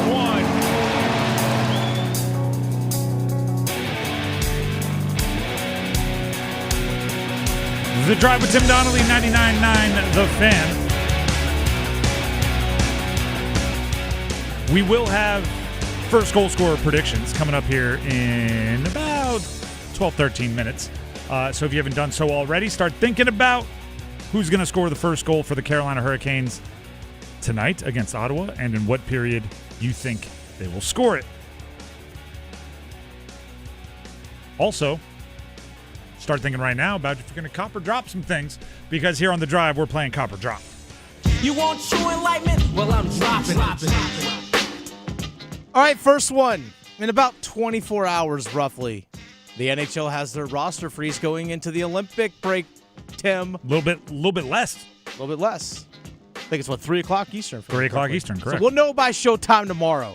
All right, so we're about 22 hours and 40 minutes away. On their math for you. Cop or drop. Canes make a trade before 3 p.m. Eastern tomorrow. Cop or drop. All right, I with 100% awareness that I could be reading the room completely incorrectly, I think it's going to be slower than we thought. I think a few of the very big dominoes that usually fall at the beginning of trade deadline madness are being slowed down, maybe artificially. Something like, Robert Thomas? His injury. I think you want to probably see him, at least skating or doing something before you trade for him. And I think there's going to be some teams who might be interested in some of the other players available, but also, hey, well, before we do that, let's wait and see what's going on with him. So let's cool it. Or maybe a seller is thinking, once teams strike out on Thomas or find out that the price is way too high even after the injury, they're going to come hunting for us. So why would we sell now? There's about to be more desperate buyers. That or something like, teams maybe want to see another 5 or 6 games before they change or decide fully that they are sellers, because there's so many teams kind of maybe on the edges of selling and deciding it's a rebuilding opportunity, but not quite over the edge. Things like I don't know if everybody pays attention to the NBA trade deadline as much, but reportedly the Hornets have done like an about face. They were going from trying to sell Miles Bridges and potentially selling LaMelo Ball and all. They win like 6 games in a row, 7 games in a row, whatever it is. Now they're being linked to being buyers. They're definitely not sellers. So I'm wondering if teams don't want to give that last little burst after the Olympics and see if they're truly sellers or if they want to actually keep some of their guys around. I think the big domino waiting to fall is the Artemi Panarin from the New York Rangers. Another option there. And because I think once he is dealt, which apparently the rumor is that he will be dealt by tomorrow at 3:00, which I think will then trigger the domino effect of everything else. But it could be something as simple as like the Panthers are being mentioned a bunch as a potential there. As are the Kings. True. But for the Panthers specifically, like Barkov's injury, do they get a little bit more clarity with another month? You know what I mean? Where is he going to try to play in the postseason? What does that look like? How? Because the long-term IR isn't the loophole that it once was. They're going to have to fit a bunch of guys under the cap this year. And I'm not saying that they can't make it work financially, but it's a different challenge based on different injuries. So I don't know. I just think that the big dominoes maybe are on pause a little bit more than we were expecting when everybody wanted this big flurry of draft moves prior to the mini deadline or this mini roster freeze, whatever you want to call it. It's going to be an interesting time, to say the least. All right, next one here. And complete, like I said, 100% awareness. Now there's going to be 1,000 trades in the next 23 hours, and I'm going to be like, well, I read the room wrong. My bad. I think also as well is that teams are going to be reluctant or hesitant to trade for someone that's in the Olympics because if they get hurt during the Olympics, they're like, wait, I just traded for a guy and got nothing out of it. Yep, and perhaps the people with guys in the Olympics are like, trade for him now, now. Exactly. There's that as well. All right, cop or drop. Let's go to ACC basketball, Tim. Cop or drop. The ACC gets 9 teams in the NCAA tournament. Cop or drop. 9 teams. This is tough because I am like an analytics guy. I trust numbers and things. Mm-hmm. But I do long for the days when this question was more just like you would ask me and I would just go, well, I watched this team and I liked them. This team looks strong. I think this team's going to finish good, finish well, whatever. Now my first thought is like, well, let's go to the net rankings and see where everyone's lined up here in the ACC. What's Ken Pomeroy say on the subject? But that's just the way it goes. Let's see here. 1, 2, 3. Wait. Oh, 1, 2, 3, 4, 5, 6, 7, 8. Your question is 9? That's correct. 9. Right now they have 8 in the top 38 of net rankings. Yep. What's it's like 30-something, 31 or something with the at-large. That's where it stands. But you'd imagine a good amount of the top 30 would win their conference. So yes. More than just that would get in. So 38's probably safe if they can keep it that way. Yeah, generally if you're top 40, you're in. Cal would be next up. They're 51st. I don't. Some people think even Virginia Tech. Virginia Tech could. I mean, they're 16-7. They're 2-5 in quad ones, but 5-1 in quad twos, 4-1 in quad threes. No, I'm going to go 8. I think 8 is the right number, and I'm hoping that's where it lands. Give me more, right? I'll take 10. Oh, of course. But 8 is, I think, the correct number. Even if, like, a Virginia Tech or somebody, goes on a hot streak, Cal goes on a hot streak and forces their way in, there's probably an equal amount of chance that somebody like Miami or SMU really struggles and then is an early exit in the ACC. So maybe like it's a 1-in, 1-out scenario, like a crowded club. Give me 8 as the number I'm predicting, which obviously would put me under 9. So dropping. You're dropping. All right, cop or drop. Duke will have a 1 seed in the NCAA tournament. Cop or drop? I am copping. And this is where I think the advanced analytics benefit them. If you look at the polls, if you look at the bracketologists, meaning any human decision, I think Duke is on that 1-2 line. But if you look at most of we don't look at team name, we don't look at jerseys, we just input numbers into equations and kick out places, they're 1 or 2. They're number 1 in the net rankings. Despite the fact that Arizona is undefeated and Duke has the loss to Texas Tech, Duke is number 1. They're 9-1 in quad 1 games. 9 quad 1 wins is crazy. Like, that is not a joke. Arizona's 9-0, so give them their love as well. But I I think Duke, Arizona, and probably Michigan at this point, I would be surprised if they are all number 1 seeds this year. All right, next one here. Cop or drop? UNC and Duke men's basketball split the regular season. Cop or drop? Interesting. Do you know what we need to – and as soon as Duke finishes with the Boston College game tonight, all eyes towards the Duke-UNC game in the Dean Dome, so Duke at UNC on Saturday. We need to acknowledge what Caleb Wilson versus Cam Boozer is going to be. They are different, but I think I don't know if Vasar is the guy you want guarding Boozer. I don't know if it's Caleb Wilson. But goodness gracious, that's going to be a heck of a matchup. Do they split is the question. The numbers would tell you Duke is a decent advantage there as far as how they've played this year, but you do throw out the records and the numbers when it gets to games like that rivalry. It's a tough one. I'm going to say no. I think Duke goes 2-0. I think if perhaps 2-0, okay. I think if perhaps the home game for UNC were later, I would be maybe inclined to split, because I still think UNC's team is going to be significantly better at the end of the year than it is now, if they stay on this trajectory that they've been on the last 4 or 5 games. Duke feels almost ready-made. Like they which is unusual for a team that depends on freshmen in such prominent roles, but they feel like a more finished product now, so they go into the Dean Dome this weekend. I may change it up. We'll obviously make our picks on Friday, but right now, metaphorical gun to your head, I'm saying Duke goes 2-0. Okay, next one here. Cop or drop? A team from the Triangle makes it to the Final Four. Cop or drop? This is my gut instinct is it's smarter to take the field, but you're giving me 3. Exactly. You're giving me 3. You get 3. You give you 3 good teams too. Yeah. I'll cop. Okay. Which one has the best chance of making it?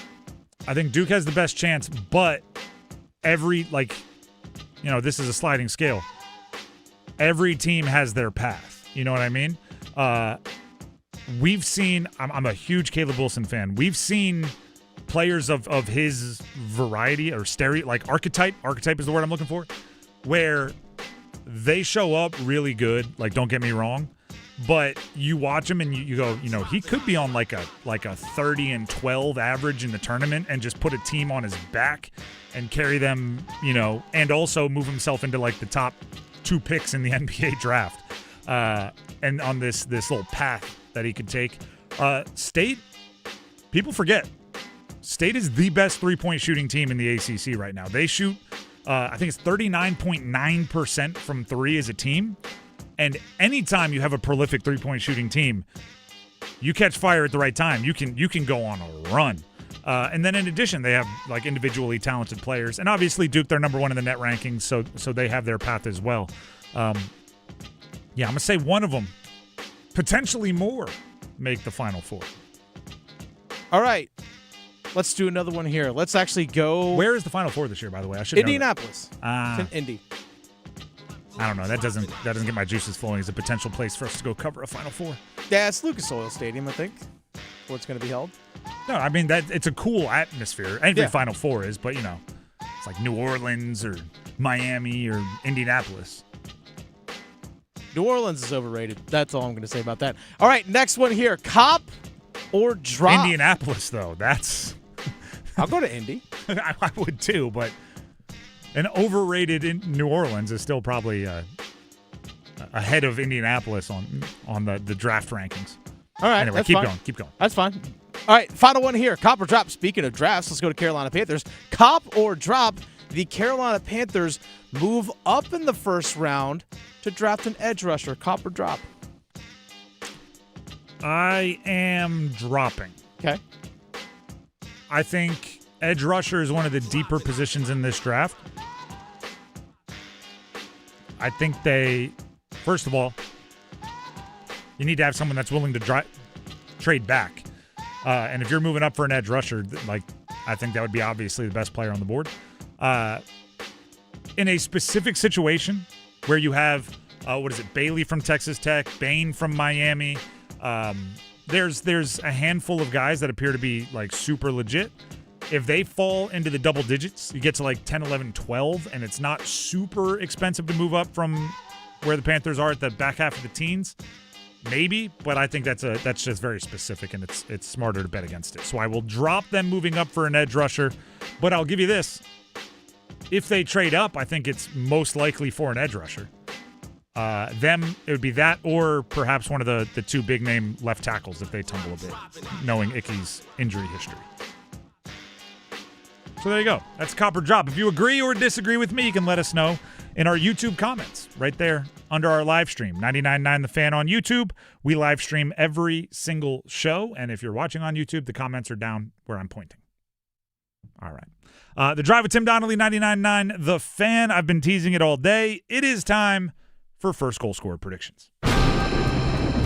Last home game before the Olympics freeze, the Olympic break for the NHL, which means it is your last home game for a while to make a first goal scorer prediction. Call in now, 919-860-5326 to show us you know Canes hockey. 919-860-5326. And be prepared to give us a name for who you think will score the first goal of the game for the Carolina Hurricanes and a period that you think that first goal will be scored. 919-860-5326 is the number to call. While Dennis lines up a couple of you on the call-in line, the Heaster Automotive Group call-in line, by the way, 919-860-5326. I'll let you know the predictions of everybody here at 99.9 The Fan. Paul Ihander, the host of Next Up, weekday mornings 9 to 10. Jackson Blake in the first, says Stankoven will carry it into the zone. Blake for a one-time smash.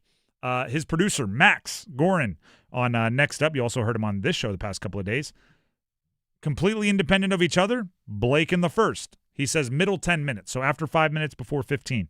Adam Gold went, probably get good odds on this one, Adam. First goal scorer prediction, yes, Barry Kokiniemi. And that wasn't meant to be mean to Kokiniemi, he just hasn't scored a bunch. First period, he says early, first 6 minutes of the game. Victoria went Jarvis in the first, also early, first 10 minutes of the game. We'll get you to Dennis and my answers in the next few seconds here after we hear from a few of you on the call-in line. Bishop in Raleigh is up first. Bishop, who scores the first goal for the Canes and in what period? I'm going to go Svechnikov in the second. Ooh, okay. We got Svech in the second. Why in the second against Ottawa?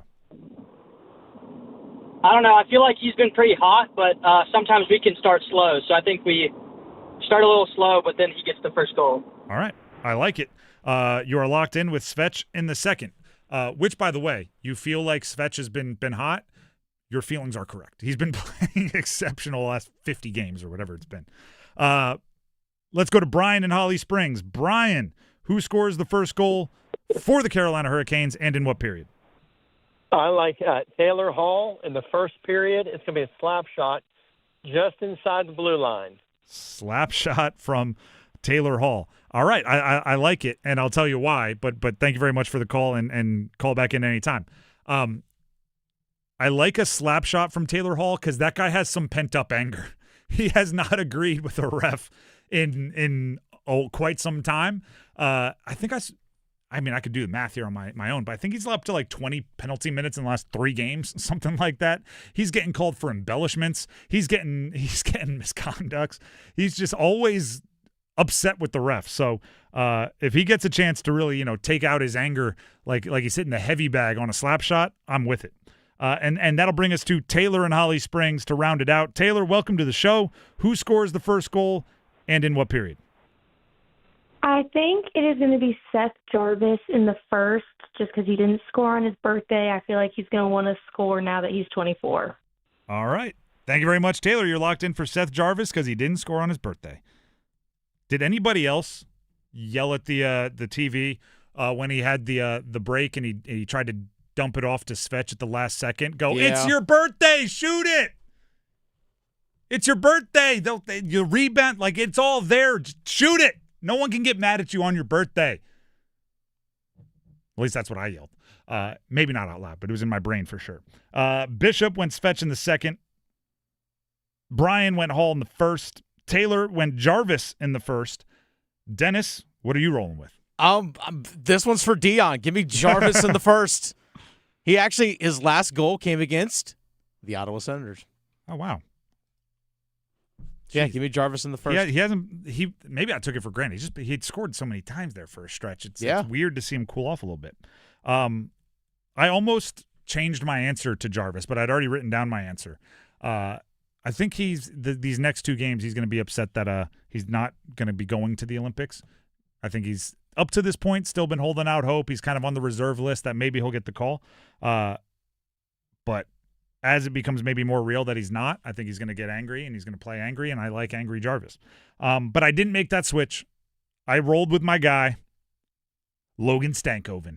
Stanky in the first, off a rebound. Something hard-working and earned for Logan. A yeoman, whatever it's called. A blue-collar goal for old Logan Stankoven. That's what I'm looking for in the first. Gets the scoring started off a rebound. Dennis, we're going to ask this question later in the show, but I want maybe your first reactions quickly.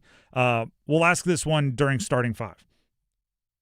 Who needs to go hot into the Olympics? 2 games to go. Who needs, for their own mental side, right? We're talking about, like, you're probably going to be talking to a lot of people you haven't talked to in a while. You might be on vacation. Maybe you see a family member. And how you end is kind of going to be the vibe of your vacation. Who needs a good one? Because I think Stankoven is on that list as far as I think his name's going to be brought up in a lot of trade conversations that he's not even a part of, right? Like, he's not a part of the trade, but people are just going to say things like, we need a second-line center because Stankoven can't do it. And it's just like, geez, ricochet shot. I'm over here trying to get healthy and rest on a beach. Why is my Twitter getting lit up? I think Stankoven, like a couple of goals on these last 2 games, would give him a little bit more of a vibe going into that break. You're talking and your microphone is not on, and yeah, there it is. For my own enjoyment, I almost let you keep going, but then nobody else would get the joke. So keep it rolling. That's totally fair. I'm actually going to throw Jackson Blake into that list because you look at since the turn of the calendar year, he has 4 goals since the turn of the calendar year into 2026. I think that's the guy that you want to have a little bit of momentum going into that break and be a little bit reinvigorated coming out of it for sure. This was a conversation that started earlier on Next Up with Paul Ihander, and they hit on KK and Jarvis because of the whole not playing in the Olympics thing. Yeah. It would be nice to give them some confidence so when they're sitting somewhere watching their countrymen, they can at least lean on the fact that they're, on a heater. And I like both of those answers as well. We'll keep that debate going later on in the show. But my first goal scorer is, of course, Stankoven. By the way, Jackson Blake has almost hit his production total from last year. He had 17 goals, 17 assists. He's at 16 and 16 this year already. Yeah, I mean, at times we have to remember those guys are so darn young. Yeah. Which actually I think plays into it. I think the young guys with this long break, a little bit of confidence boost going in, I think they could get in their head a bit more. Like, let's be real. Like, if Martinook doesn't have a point these next 2 games, I think he's going to be fine, right? He's been through everything. But the young guys, your brain can twist into a pretzel a little bit. And Jackson Blake, Logan Stankoven, even Seth Jarvis just turned 24. Like, these guys are very young even for professional athletes. Alexander Nikishin, very young even for professional athletes that feel like they've been through a lot. The Drive with Tim Donnelly, 99.9 The Fan. We will get to a feedback frenzy in just a minute or two. But first, we have to hear from Dennis Cox. That's right. Dennis Cox here real quick from my good friends over at Law Tigers. Speaking of the Carolina Hurricanes, the Law Tigers are teaming up once again with your Canes to give one lucky fan a custom Canes Ducati motorcycle, courtesy of Art Moto Garage and Shiny Side Paint. The date to enter by, it's March 29th, but why wait till then? Do it right now. Go to caniacsbike.com. caniacsbike.com. Enter for your chance to win this custom Canes Ducati motorcycle. It's a one of one, folks. No one else can be out there rolling around in the streets with a custom Canes Ducati motorcycle except for you. If you enter and win, go to caniacsbike.com. Bike will be given away live April 4th at the game, and it includes tickets and a catered suite. So even if you just want the tickets to a catered suite and then you can gift the bike to, I don't know, your favorite radio personality, you're allowed to do that as well. Go to caniacsbike.com. Enter for your chance to win. Tell a friend. help each other out. CaniacsBike.com. Law Tigers is a network of independent law firms who are members of the American Association of Motorcycle Injury Lawyers. Law Tigers is not a law firm. The Drive with Tim Donnelly, 99.9 The Fan, gets to a feedback frenzy. Coming up next. Adam. I'm Adam Gold, and I'm there. Tim. I'm Tim Donnelly, and I'm there. Dennis. I'm Dennis Cox, and I'm there. Victoria. I'm Victoria Bodenecker, and I'm there. Paul. I'm Paul Eihander, and I'm there too. You'll find them all here on the brand new 99.9 The Fan app. To work, to school, the beach, the mountains, the arena, take The Fan with you wherever you go. Available for Apple iPhone and Android phones. Download the 99.9 The Fan app today. Powered by Aspire Money Management.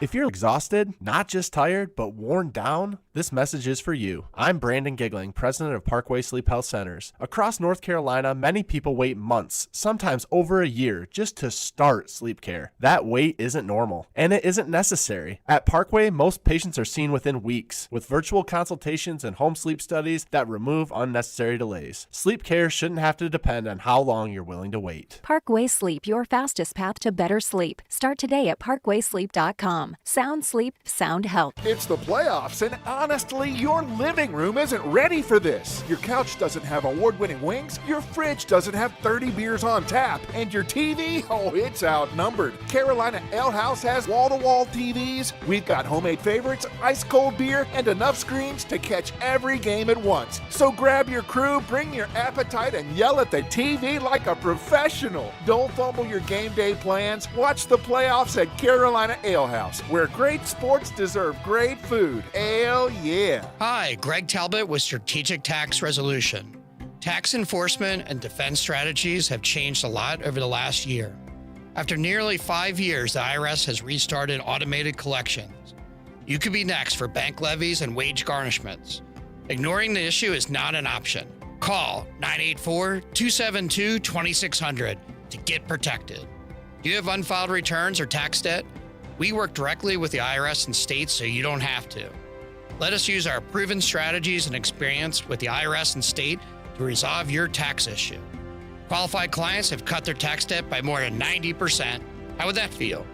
Act now to learn the latest updates to tax relief programs. Your eligibility may not be the same. Strategic Tax Resolution. Local, trusted, A+ rated by the BBB. Call 984-272-2600. Ask for me, Greg Talbot.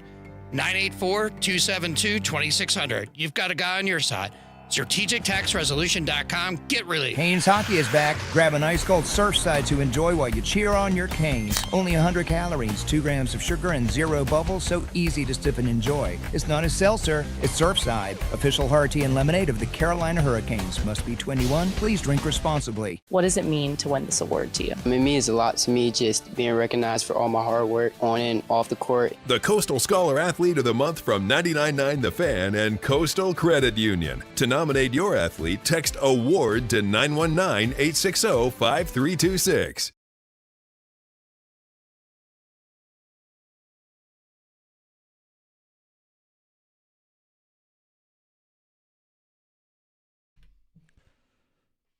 The Drive with Tim Donnelly, 99.9 The Fan. Before we hear from many of you in what we call a feedback frenzy, head over to 999thefan.com and enter for your chance to win a pair of tickets to see Tim McGraw at Coastal Credit Union Music Park on August 7th. Country music superstar Tim McGraw. Coastal Credit Union Music Park, August 7th. Head to 999thefan.com and enter for your chance to win a pair of tickets. We're working hard to try to give you things today. I know. A lot of stuff we're giving away. So Tim McGraw tickets would be a pretty sweet prize, but you have to go to 999thefan.com and enter. I think you can also go through the 99.9 The Fan app. I believe so as well. Which is free. Which is free and available to Google Play and App Stores. If you haven't downloaded and registered already, you should do that. And also give us a 5-star rating at the Google Play or App Store, whichever one your phone uses. But 99.9 The Fan is the app or the .com, the website, to enter for your chance to win a pair of tickets to see Tim McGraw. Now, having said that, let's jump into a feedback frenzy.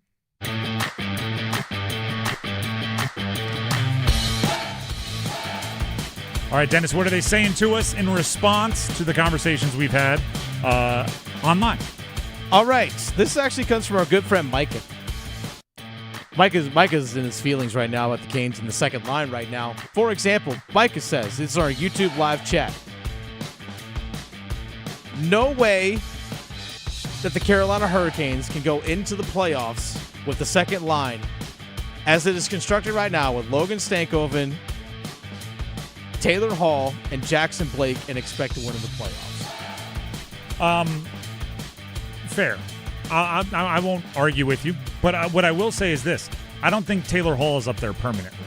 I think Taylor Hall is a really good shakeup. He can play with anybody. He's versatile that way. But I don't anticipate that being the second line, even if they don't make trades. I think there's a good chance they will make some kind of move by the trade deadline. I don't know if it'll happen by the Olympic break. But even if they don't make trades, I don't think that's the second line you're going into the postseason with. So, fair. I think we're okay there. He also adds there's no way that the Carolina Hurricanes could add Artemi Panarin and keep Stankoven and Blake in the lineup. We would have the smallest top six of all time. Are you looking from Micah, the GM's eyes, or are you looking through the Carolina Hurricanes' eyes? Because their actions continuously tell us that they don't care about size the way most people care about size. Not saying they completely disregard it, but, I mean, if you end up with a team full of small guys, I don't think that's because you're the most concerned about having big guys on your team. You know what I mean? Like, they obviously are cool having more smaller guys, smaller forwards especially, than many other teams are, so perhaps they would be okay with having a small top six. They're bigger guys or heavier guys generally play down in their bottom six. Yeah. You know? It's not like they don't have small guys, it's that they're not top heavy, if that makes sense, with their bigger guys. I see what you did there. Yeah, exactly. All right, this one actually comes from Boris. Boris says, a second line of Ryan O'Reilly, centering Nikolai Ehlers and Jackson Blake. The current lineup won't even make the Eastern Conference Final. Interesting. The lineup that made the I was going to say Eastern Conference Final last year. What were the big differences between deeper defense? Yeah, I was going to say adding Alexander Nikishin is giving him a bunch of experience has lowered the ceiling. Yeah. Listen, you added Ehlers. Ryan O'Reilly's another one. That wouldn't light my hair on fire. I wouldn't be upset. It would come down to price. What did you have to give up? At what cost? There's a lot of players like that this trade deadline where there are a few where I'm like, top shelf, spend what you need to spend, go crazy. There's a whole bunch where I'm like, well, for the right price, I'd be interested. And I imagine that's where most fall on a player like Ryan O'Reilly. Like, yeah, you can find a place for him. Is he a bit older than you were hoping for? Sure. But is he, does his height start with a 6? Does his weight start with a 2? Cool. Like, there's that going on. But it all comes down to price for me on those kind of guys. Also, he's a left-handed center. If you're going to, kind of just take a guy, right-handed maybe would be the way to go. But, beggars can't be choosers, I suppose. All right, last week we had a conversation about Andrei Svechnikov and how he's been the key to the Carolina Hurricanes' success. Just basically the hot streak that he has been on. Yep. And this one actually comes from the Wilderness Wolf. The Wilderness Wolf says, and I'm sure Andrei Svechnikov will be one of our best players in the playoffs again. I hope so. Yeah. I very much hope so. I've already raised my hand. Hopefully the accountability has been there. I wasn't sure this version of Svech was going to show up again, right? There was a world in my mind where he went on that run of scoring the puck in the playoffs where I was like, feels like we might be at a high for a value. But obviously, I think you could get more for him now if you were to trade. I think his value has gone up. Not saying you should, but I'm saying I think he's played very, very well. And I wasn't sure that was going to happen. So, hand up, I was wrong. Looking for reasons why I was wrong? Maybe it's the running back thing, where when you have a knee injury like that, it takes a full 2 years for you to get back to being yourself. Modern medicine has gotten so good that you can play in 8 or 9 months, but you're not yourself for 2 years.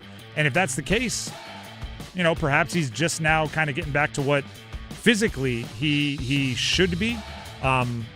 We'll see. But yeah, the last 45, 50 games have been really fun to watch Andrei Svechnikov. I haven't yelled at my television, do that every time, as much because he's kind of doing it every time, which is nice. All right, yesterday you had a conversation about how the Carolina Panthers are basically going to have the same coaching staff for at least, another year with Ichiro Evero, defensive coordinator, Dave Canales, head coach, play caller, Bryce Young, quarterback. No excuses going into 2026. This one comes from Mike Hoskins. Mike Hoskins says, I've had the same coaching staff for 3 years on Madden, and I still suck. Well, you know what? You need to do a little self-scout. You need to go look at yourself in the mirror, figure out what you're doing, try something new. Mike, might have to fire yourself. I'm just saying. Might have to, switch up the controller. Might have to go play it on the small TV for a little bit. You know what I mean? Like there's options here. Let's think outside the box. And a more serious comment, though. This one comes from Fish Bummin. Exactly. We're going to take serious comments from Fish Bummin. Fish Bummin says, we only go as far as Bryce Young takes us. If we get the Bryce Young that showed up against the Atlanta Falcons, we win 11 or 12 games and win the NFC South again. We get the Bryce Young that showed up against the Patriots, then everyone on the staff should be held accountable. We had to pick up the fifth-year option undeniably, but there better be a contingency plan if and when Bryce Young turns into a pumpkin.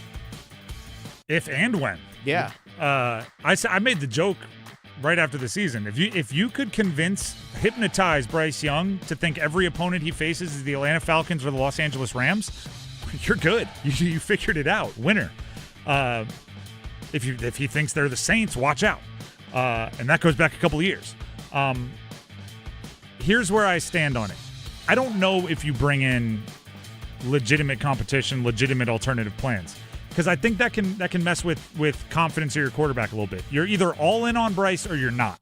And if you're all in on him, your backup shouldn't matter as much unless you're just looking for the spare tire in case Bryce, breaks a thumb and needs 3 weeks. I think you pick up the fifth-year option, you give him this year, and you pretty much make your long-term decision after not a year from today, you should be making your long-term decision on Bryce Young. Give him this year. That's the way I'm looking at it. You can be optimistic or pessimistic about how it goes, and I think many of you would know where I fall on that spectrum, but you give him the full year with every advantage, all the stability, and you hope it works out. That's where I stand. You know who I am confident will be around for a long time on that team? Who's that? Derek Brown. Yeah. And you know what? You could win yourself a signed Derek Brown football, because that's what we're giving away. That's the prize for big game boxes with the drive. This weekend, it's the big game. And if any of you have ever been to a big game party, you know what it is. The squares pool, the boxes. And we're playing our version of that with all of you. So right now, call in. Caller number 10 will be randomly assigned 5 boxes on our grid, which will all be determined Friday at 6 p.m. With the numbers and which boxes and all of that. But caller number 10 will be in the mix, and the person who, at the end of the big game, has the box that is corresponding to the correct pair of numbers based on the score of the big game, you will win a prize. That prize, as I promised, is a Derek Brown signed football. We have it here in the office. I was looking at it the other day. It's as awesome as advertised. So call in now if you want a chance to win, 919-860-5326, and you will be assigned 5 squares in big game boxes with the drive. The number to call, 919-860-5326. We still have 2 more after this, so this is number 2 for the day. We're doing 4 total. Call in now. Caller number 10 gets the boxes, and starting 5 is up next. Don't go anywhere. But before we do that, Tim Donnelly here for Mainer Service Company. Mainer Service Company, heating, cooling, plumbing, electrical. I feel like it's like a good phone number when you're giving somebody your phone number. Back in the day, before we stored everything in our phones, you had to say it with a rhythm, right? It had to be, I'll use Mainer Services number as an example, 361-0993, right? You had to say it with a rhythm. Everybody could remember it. 361-0993, like whatever it was. Mainer Service Company, heating, cooling, plumbing, and electrical. Remember it. Whatever order you want, electrical, plumbing, and cooling, and heating. That one wasn't his rhythm. But the reason why I want you to remember they do all 4 is because this isn't a plumber. This isn't an HVAC. This isn't an electrician. This is all of it. Mainer Service Company, one-stop place for the solutions you need for heating, cooling, plumbing, and electric. That was better rhythm. So go ahead and give them a call, 919-361-0993.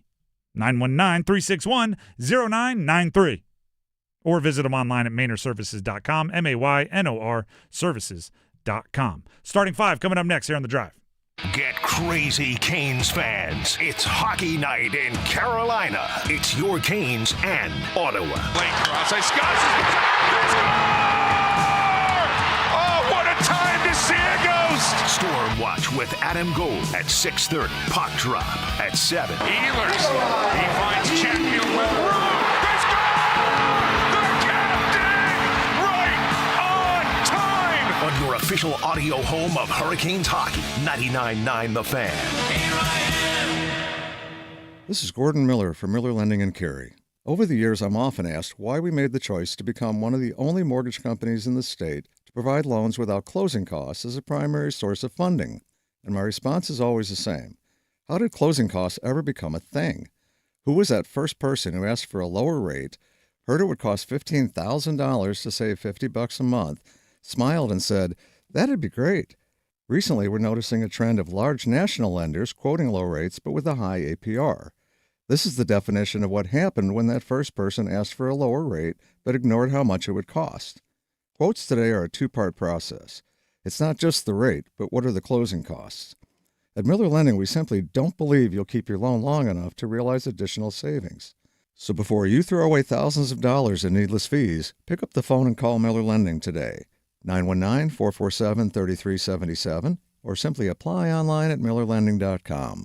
Miller Lending is an equal housing lender and MLS number 250-2146. Hey, folks, Dennis Cox here from 99.9 The Fan from my good friends over at Raleigh Weight Loss Center. I've talked a lot about the journey that I've been on with Raleigh Weight Loss Center, and I've lost over 40 pounds, 42 pounds to be exact, thanks to Raleigh Weight Loss Center. And the thing I appreciate about the program with Raleigh Weight Loss Center is the fact that there's an open line of communication with the people that work there.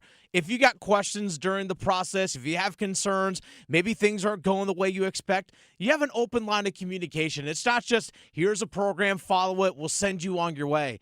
You can actually directly talk with these people, and you have follow-up appointments during the entire process in that weight loss journey. That's why you got to give them a call, 919-897-7506, or visit RaleighWeightLossCenter.com and set up a free 15-minute phone call. Again, free 15-minute phone call. You got questions, you got concerns, maybe any health issues you want to bring to the table. Have all those questions answered thanks to Raleigh Weight Loss Center. 919-897-7506 or RaleighWeightLossCenter.com. Results may vary. This hour of the Triangle Sports Leader is powered by Ritchie Law Firm, injury lawyers. Ritchie Law is on top of it. Go to RitchieLaw.com. That's RitchieLaw.com. They score! Broadcasting live from the Lenovo Studios. WCMC HD1 Holly Springs. 99.9 The Fan. The Triangle Sports Leader. WRAL meteorologist Amy Wilmoth. Lots of melting today. Warmer temperatures with highs in the upper 40s.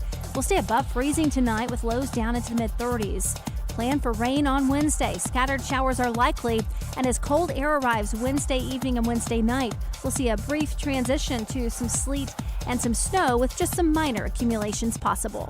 Weather update brought to you by Blue Shark Vodka, the world's smoothest vodka. Pour Blue Shark Vodka at all your events to lift everyone's spirits. Blue Shark Vodka, the shark that doesn't bite. 5 o'clock check of your money. Dow Jones at the closing bell down 166 points to 49,240. It's 5 o'clock. Time to serve up the biggest sports stories of the day. Here comes your starting 5. The Drive with Tim Donnelly, 99.9 The Fan. Happy 5 o'clock, everybody, here on a Tuesday. We will have more big game boxes to assign coming up later in the show. Matter of fact, we have 2 more callers to register as contestants here. So that's coming up this hour, and you're going to want to pay attention to it. At the moment, though, you're going to want to pay attention to the starting 5, starting with number 5. Count them. 1, 2, 3, 4, 5. Tar Heels on the run as Wilson comes out of there with it. Caleb, spins through traffic, pump fake, go up and finish. How does he do it? But he sure does do it. Carolina beat Syracuse last night 87-77. Do we want to talk about the good or the bad? You have to do both. You have to. The good is you built a 32-point lead in 30 minutes of basketball. The bad is, over the last 10 minutes, it dwindled all the way down to 6. Syracuse is not, and I don't mean this to be rude, Syracuse is not good enough that they should be able to make up that kind of ground on Carolina. Especially when you have, for the most part, things going, like, playing well, right? Your perimeter scoring at a decent clip. You had Bogovats off the bench scoring well. Jonathan Powell was shooting it well off the bench. Obviously, Vasar and Wilson were playing well. Once you get up by 32, your heart rate as a fan should not spike when playing Syracuse. And you definitely had some spikes down the stretch. I almost like the fans that, you're at dinner or whatever and you're just checking your phone when you can. I wonder if you didn't think it was a glitch, right? You see you're up 30 and you're like, oh, good. Put it in my pocket for a little bit longer, right? Not check. You turn it back up. Whoa, what's going on here? I said this earlier. I think it's a bit of like the human nature element of they did everything right. They went into the Syracuse game knowing that they had Duke on Saturday, Duke UNC in the Dean Dome, right? Duke's coming to your place, get jacked up, and they did everything right. They put it out of their brain. They focused on Syracuse. They eliminated distractions. They didn't want it to be a trap game. They played hard from the opening tip, and they built a 32-point lead. And then finally went, you know what? Yeah, we get through these 10 minutes here, which is going to happen. We're up 32. Then we're aiming towards Duke, and they still got to play tomorrow against Boston College, and we can get ready, and we can do this, and we can be refreshed, and we can practice. And wait, what's the score? We're only up 6. What happened? Hubert Davis, head coach of the Tar Heels, spoke to the media after the game, obviously, and talked about that 9-minute stretch where their giant lead dwindled down to 2 possessions. But the last 9 minutes and 32 seconds, just a departure of what allowed us to get the lead. Taking good shots, taking care of the basketball, executing defensively, defending without fouling, execution-wise, defensively boxing out, just different stuff like that. And they got it to 6, and so. We'll watch the film and learn from it. And I always think, I go from Coach Smith, mistakes are good when you can recognize it, admit it, learn from it, and grow from it, and that's what we'll do. Well, obviously, good coach speak, lessons learned, right? It's better to learn those lessons in a game you still win. But here's the next part. It's not the first time we've seen this team be inconsistent, right? Whether it's season-long or within individual games, they've been inconsistent. So it is something you need to address better this time. Hubert Davis spoke about the inconsistencies kind of built within this team's roster this season. We have battled all year is our ability to stay on point, on script. And that's something that we need to fix now. We have stretches, I think, of brilliance, and then we'll go stretches where we're making multiple mistakes consecutively, and and that's something that we have to work on and something that we have to get better at. It's hard to get better at consistency. I agree that you have to, but it's not like, free throws. Right? You can't, hey, before everybody leaves the gym, you got to make 100 consistencies. Right? It's not, hey, today we're not playing offense in practice. We're just going to work on our defensive consistencies. Like it's kind of everything, right? So it's a little bit more abstract, but I agree. They have to get better at it. That's number 5. Let's hit number 4. 1, 2, 3, 4 all together. Let's do that hockey. We are 22 hours away from the roster freeze in the NHL for the Olympics. And I think there's an article, and I'll let Dennis cite the sources and everything here in a second. It comes from Sportsnet. That I think does an adequate job of being a cold glass of water to the face for the Canes fans out there that are perhaps dreaming, right? That are perhaps in fantasy land. And what I mean by that is it's always easy to see something that might be available in a trade and go, yes, trade for that. That's the piece. When you aren't the one paying for it, right? When you aren't the one that has to trade, when you aren't the one that has to give up the assets, when you just say, I'm in. For example, Robert Thomas, center, St. Louis Blues, getting a lot of talk from Canes fans about a player that they'd be interested in going to grab, or Artemi Panarin, a player from the Rangers that a lot of Canes fans would be excited about bringing in, or whoever, right? Name you whatever player. You just go, yes, I want it. Well, there's an article on Sportsnet that does their best about guessing the price. Dennis, you told me what the price on this article was earlier today. Yes. For Robert Thomas, the 26-year-old center for the St. Louis Blues. What was that price? They said something actually more than what the Mika Rantanen trade was. I guess that was probably going from Rantanen to Dallas. So basically, they want the equivalent of 3 top 15 picks. Now, that can come as a cachet. This is, again, according to Sportsnet, Nick Kyrgios. A cachet of picks and prospects, but something to that equivalent. So if you had a player that on the open market would bring in the 12th pick, that would count as one. You could give a top 15 pick, maybe 2 top 30 picks could be seen as a top 15 value, equivalent value of. That's a cold glass of water to the face for the Fantasyland Canes fans that are just like, I want Robert Thomas and I want them to take Nadeau in a first.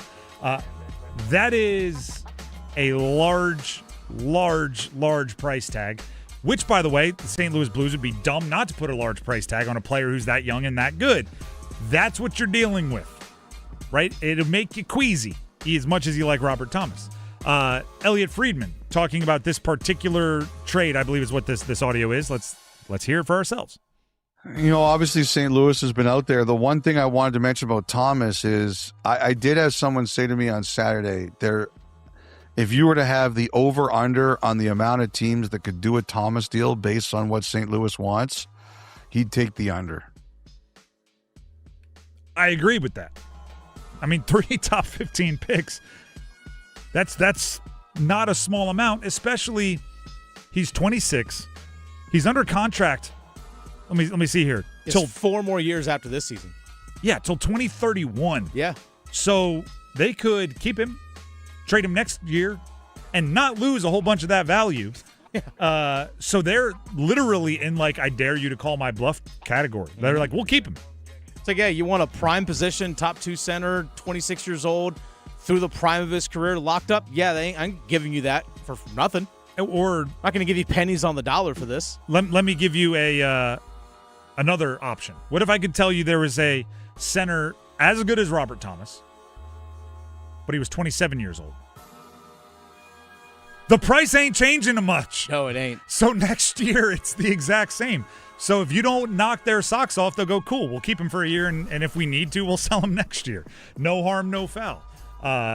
That's my point when it comes to, and by the way, like, I fall into this, right? I'm not like pointing fingers without also realizing, you know, a couple thumbs should be pointing my direction.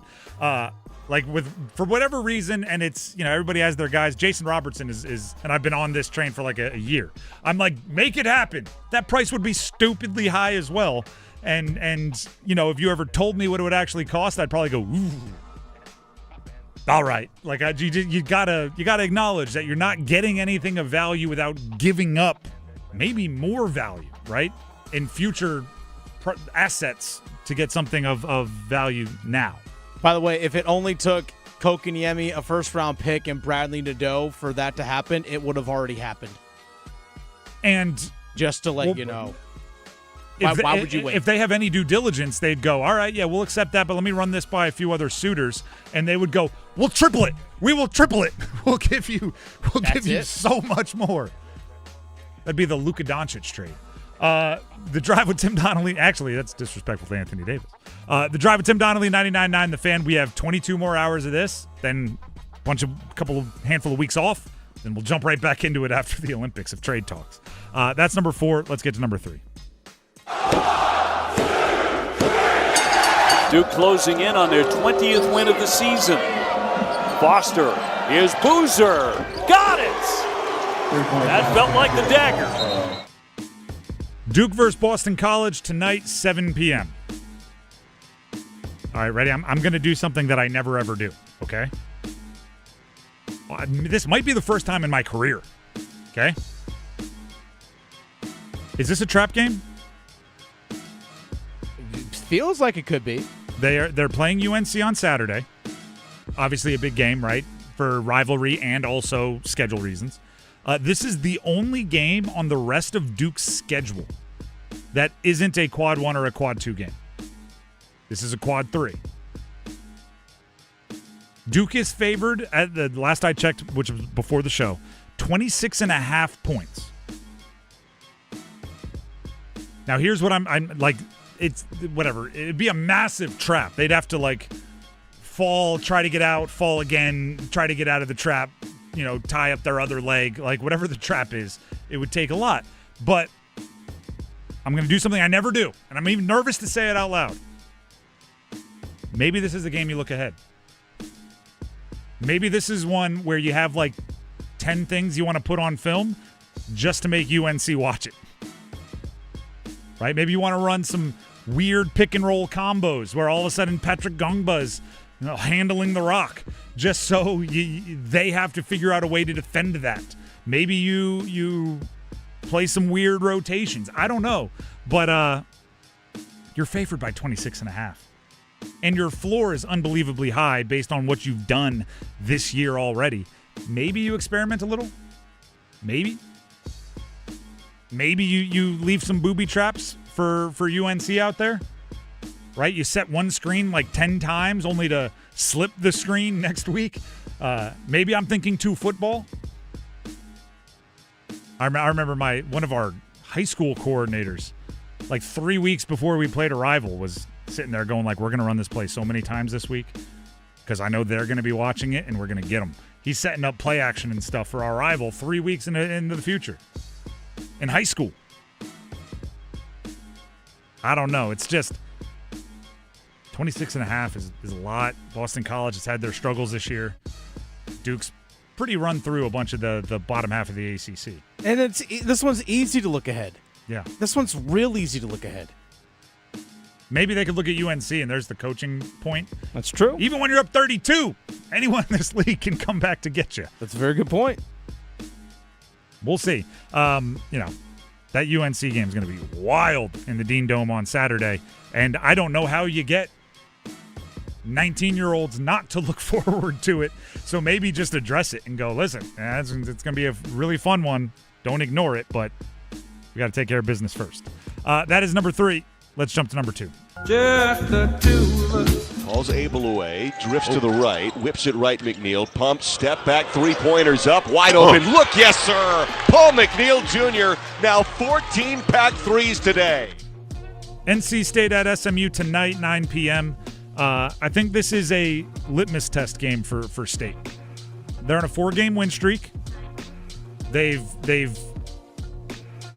really turned, I don't even want to say they turned their season around. It's never like their season was in the dumps, but there was definite some trepidation based on how confident everyone was preseason, talking about State fans, to kind of that lull, especially after they went to Maui and maybe didn't live up to expectations there. And now it's full steam ahead again, right? Everybody's back on board. Matter of fact, everybody's probably pretending like they never jumped off board. They're like, I've always been confident. As if we weren't also there. The last 4 games, starting with the win on the road at Clemson, which was a great win. Pitt, Syracuse, Wake Forest. Took care of business. SMU is a great test after those games. They're 34th in the net ranking, so it's a quad 1 because you're on the road in Dallas. You're on the road in Dallas, which unusual going west, right? ACC teams haven't done great going west. State is 2-5 in quad one games, so this would be a 3-5 for whatever reason. Sounds a lot better than 2-5 to me. And then the SMU sitting at 9th in the ACC. If you remember earlier today during Copper Drop, Dennis asked me how many teams I think will make the NCAA tournament from the ACC. I settled on 8. I do think SMU is one of them, but they're at 9th in the ACC right now. So far, if you look at who they've played, in the ACC, they're 4-4. They lost to Clemson, Duke, Virginia, and Louisville. They've beaten UNC in the middle of their struggle term. They had a 4-game stretch where they were struggling. VT, Wake Forest, and Florida State. Those are the teams they've beaten. I think SMU is like the Mendoza line. They are the litmus test. If you beat SMU, you're in the top third of the ACC. If you lose to them, you're somewhere below that. Or you're playing like you're somewhere below that at the particular time that you lock horns with them. So, State, it's a good test. If you lose it, it's not the end of the world. It's quad one, right? That's not the end of the world at all. But if you win it, I think that shows you're prepared for what I think is the toughest stretch of your schedule coming up, starting 2 games from now against Louisville. Also, and I said this during bold predictions on Friday, I think it's a really fun game when you look at NC State to go, all right, they have these 3 guys. They have Copeland, they have Lubin, they have Williams.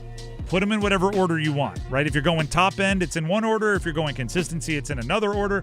But for them to be their potential, you need those 3 to show up. And they've done a good job of mixing up whoever else is kind of the star, like who's the 4th guy. It's a really fun game to play going in. Is it going to be a McNeil game? Mm-hmm. Is it going to be an Abel game? Is it going to be a Holloman game? Like what's the next guy? Who's it going to be? I think that's a really fun game to play for NC State because they have like a bunch of legitimate options there. In the last 7 games, we have seen State go 6-1, but in the last 7 games, we've basically seen Quadir Copeland be the point guard. Mm-hmm. And he's averaging 8 assists per game over the last 7. But also in the last 7 games with Copeland being the initiator, is that you've actually seen Darian Williams' points per game. It was just under 14 in the previous 17 games that he played. In the last 7 games, he's just under 17. Like, he's literally 3 points per game more over the last 7 games with Copeland, who's averaging about 2.3 or 2.4 assists more per game in the last 7 than he did previous. So him being the initiator of the offense has opened things up, because one thing that Copeland does, which I remember being at the Virginia game where State struggled, is that they didn't get into the lane. They didn't get paint touches, and you saw them with Copeland at the point guard against Wake Forest get in the lane, and it was corner threes all day. Now, obviously, McNeil and Williams, those guys had to hit the shots, but they were much cleaner looks than what we've seen previous throughout the season. I'm a big fan of Copeland. As far as, like, he's been a really pleasant surprise for me for how well he's played, like, point guard, not wing defender who occasionally has the ball. Like, he's been a point guard.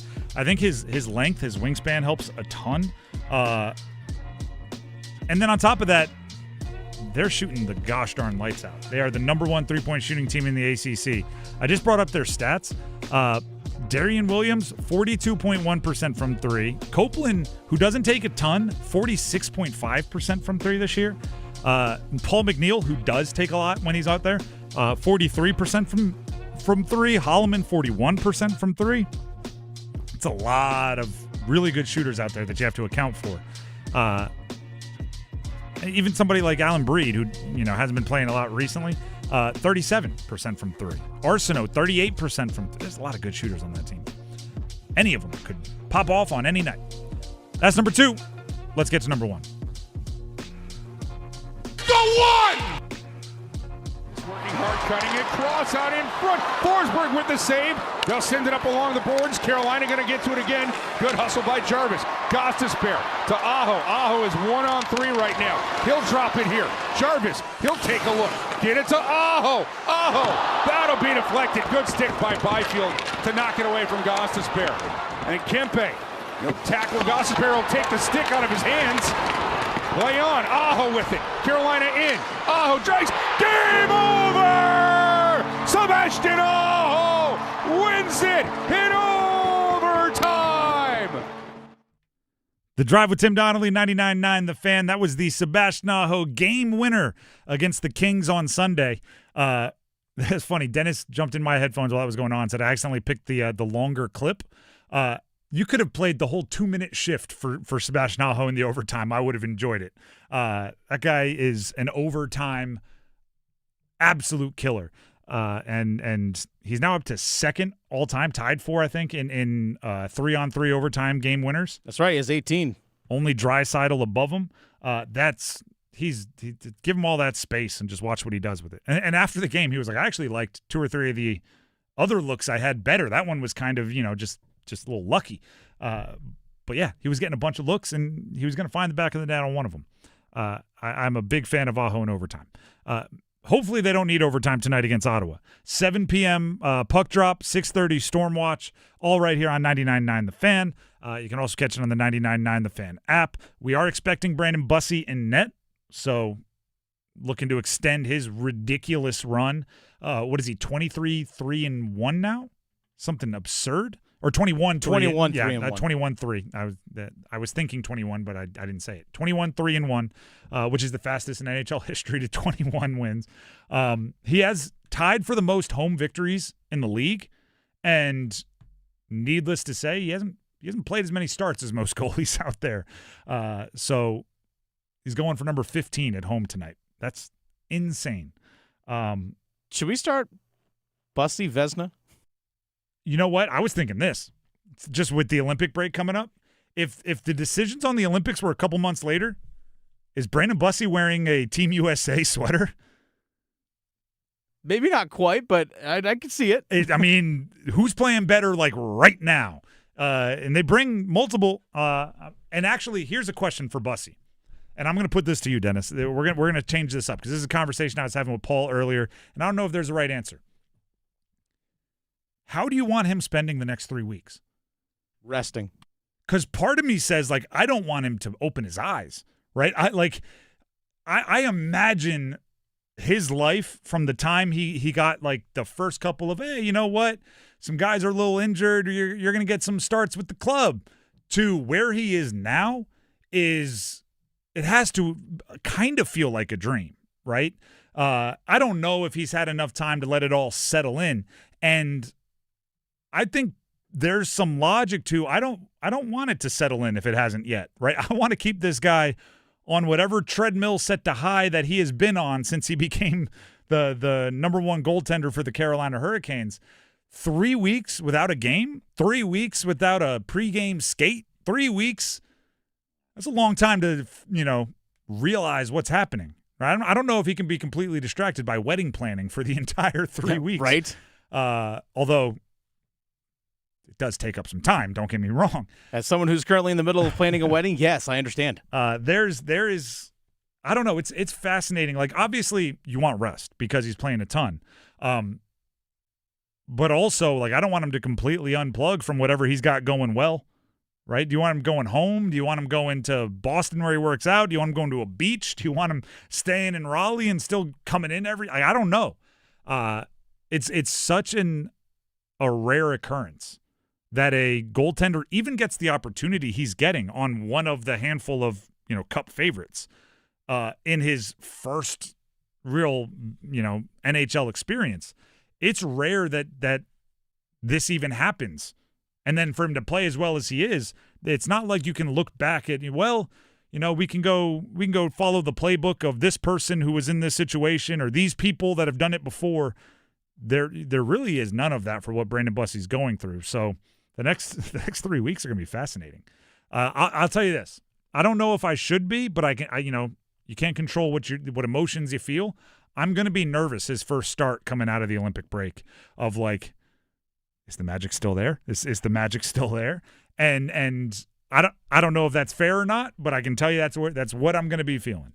The Drive with Tim Donnelly, 99.9 The Fan. He is in net tonight, though, against Ottawa. Before we grab our numbers game contestants and see if some of you get Monster Jam tickets, I'm going to tell you all about Bailey's Fine Jewelry, which, by the way, speaking of what we were just talking about, Bailey's Fine Jewelry is going to have some watch parties. That's right. The official timekeeper of the Olympic Games, Omega, since 1932, is going to be helping Bailey's Fine Jewelry with an Olympic Omega hockey watch party. That's February 12th. 3 p.m. to 6 p.m., which is obviously when this show is going on. So if you're stopping by, make sure on the commute you're listening to this show and then talking about it with everybody there. But the Winter Olympics, the obviously hockey, and they have a clock. But imagine luge, imagine speed skating, imagine these bobsled, some of the outdoor high impact, extreme cold, high speed, down to the thousandth of a second. They trust Omega to keep their time. So my guess is all of that innovation, all of that extremely impressive engineering is good enough to be on your wrist, keeping time for you. The Omega selection at Bailey's Fine Jewelry in their Omega Boutique, which is the largest of its kind, is insane. Speedmasters, Seamasters, DeVilles, Constellations, Globemasters, Railmasters, every kind of iconic Omega watch with every different kind of dial, every different kind of material. They're all there, and they deserve to be worn by you. So go ahead and check them out. Stop by Bailey's Fine Jewelry at their Village District location in Raleigh, whether it's on February 12th for their Olympic Omega hockey watch party or just stopping in to feel the power of putting one of those watches on your wrist. Stop by. Again, it's in the Village District in Raleigh, and make sure they know you heard about it from me, Tim, on 99.9 The Fan. Now let's grab some numbers game contestants. The prize for today, a 4-pack of tickets to see the Monster Jam at Lenovo Center on February 21st. I'm going to say this every day this week. My son would be jacked to get these, and then I would be like, okay, I'm going to go for him. Then they're watching the monster trucks going, yeah! It's all at the Lenovo Center on February 21st. If you want to win the 4-pack, this is more than a pair, a 4-pack of tickets, call in now, play the numbers game, and win. The number, 919-860-5326. 919-860-5326. Call in. We need 2 contestants. Numbers game next. Move your sports day forward. The goal for the Carolina Hurricanes in the remaining games before the Olympic break, simple. Replenish those reverse Uno cards. The tilting the ice and playing catch-up from allowing early goals or silly penalties needs to stop in the third period. Put the hammer down early. And please, please, please don't let Stanky or Jarvie go a game without a single shot. Get set up. Join Next Up with Paul Ihander. Mornings at 9 on 99.9 The Fan, the Triangle Sports Leader. Breaking news. Multiply the Cash scratch-offs are here and have $1 billion in total prizes. Mike's live on the scene. The word is out, and with so much cash up for grabs, everyone's getting in on this $1 billion. Grandma? Out of my way, Mikey. Granny's on a roll. You heard it here first, folks. Get in on $1 billion of wins with new Multiply the Cash from the North Carolina Education Lottery. Must be 18 to play. Approximate overall odds of winning are 1 in 3.01 to 4.82. Problem Gambling Helpline, 877-718-5543. It's bow time. A leg and thigh dinner from Bojangles for just $6.99. Leg and thigh dinner from Bojangles for just $6.99. So crispy. So crispy. And juicy. And juicy. So much flavor. So much. Stop it. What are you doing? What, you expect me to get this delicious deal and not say anything? You're unbelievable. You're unbelievable. With a boldly seasoned leg and thigh, choice of fixin', a biscuit, and legendary iced tea, it's a deal so good it's worth repeating. So eat and repeat while it lasts. It's bow time. It's bow time. Dine in, drive through, or tap your favorite delivery app and have Bojangles come to you. Satisfy your craving for flavor right now with Bojangles 2-piece dinner. 2 pieces of Bojangles dark meat chicken, your choice of fixin', a biscuit, and iced tea for just $6.99. That's right, just $6.99 for limited time at participating Bojangles. What are you waiting for? When you're hungry, it's always bow time. It's Heart Month. I'm Tim Donnelly, and I'm here with Dr. Andrew Sampson of WakeMed Heart and Vascular. Doctor, in simplest terms, what exactly is a heart murmur, and how do you know if you have one? So a heart murmur is just turbulent blood flow going through the different chambers of the heart. It can be completely benign, something that has no effect on your health, or it can be due to a heart valve that works inappropriately or incorrectly. And that can be due to either narrowing of the heart valve or a leaky heart valve. You typically are diagnosed with a heart murmur by your primary care doctor who listens to your chest with a stethoscope once that has been evaluated and it's been determined that you do have a heart murmur, the next step is typically an echocardiogram or an ultrasound of the heart for further evaluation. If you have more questions about heart murmurs or anything about your general heart health, go ahead and visit wakemed.org. And keep listening all month for more information and tips about heart health.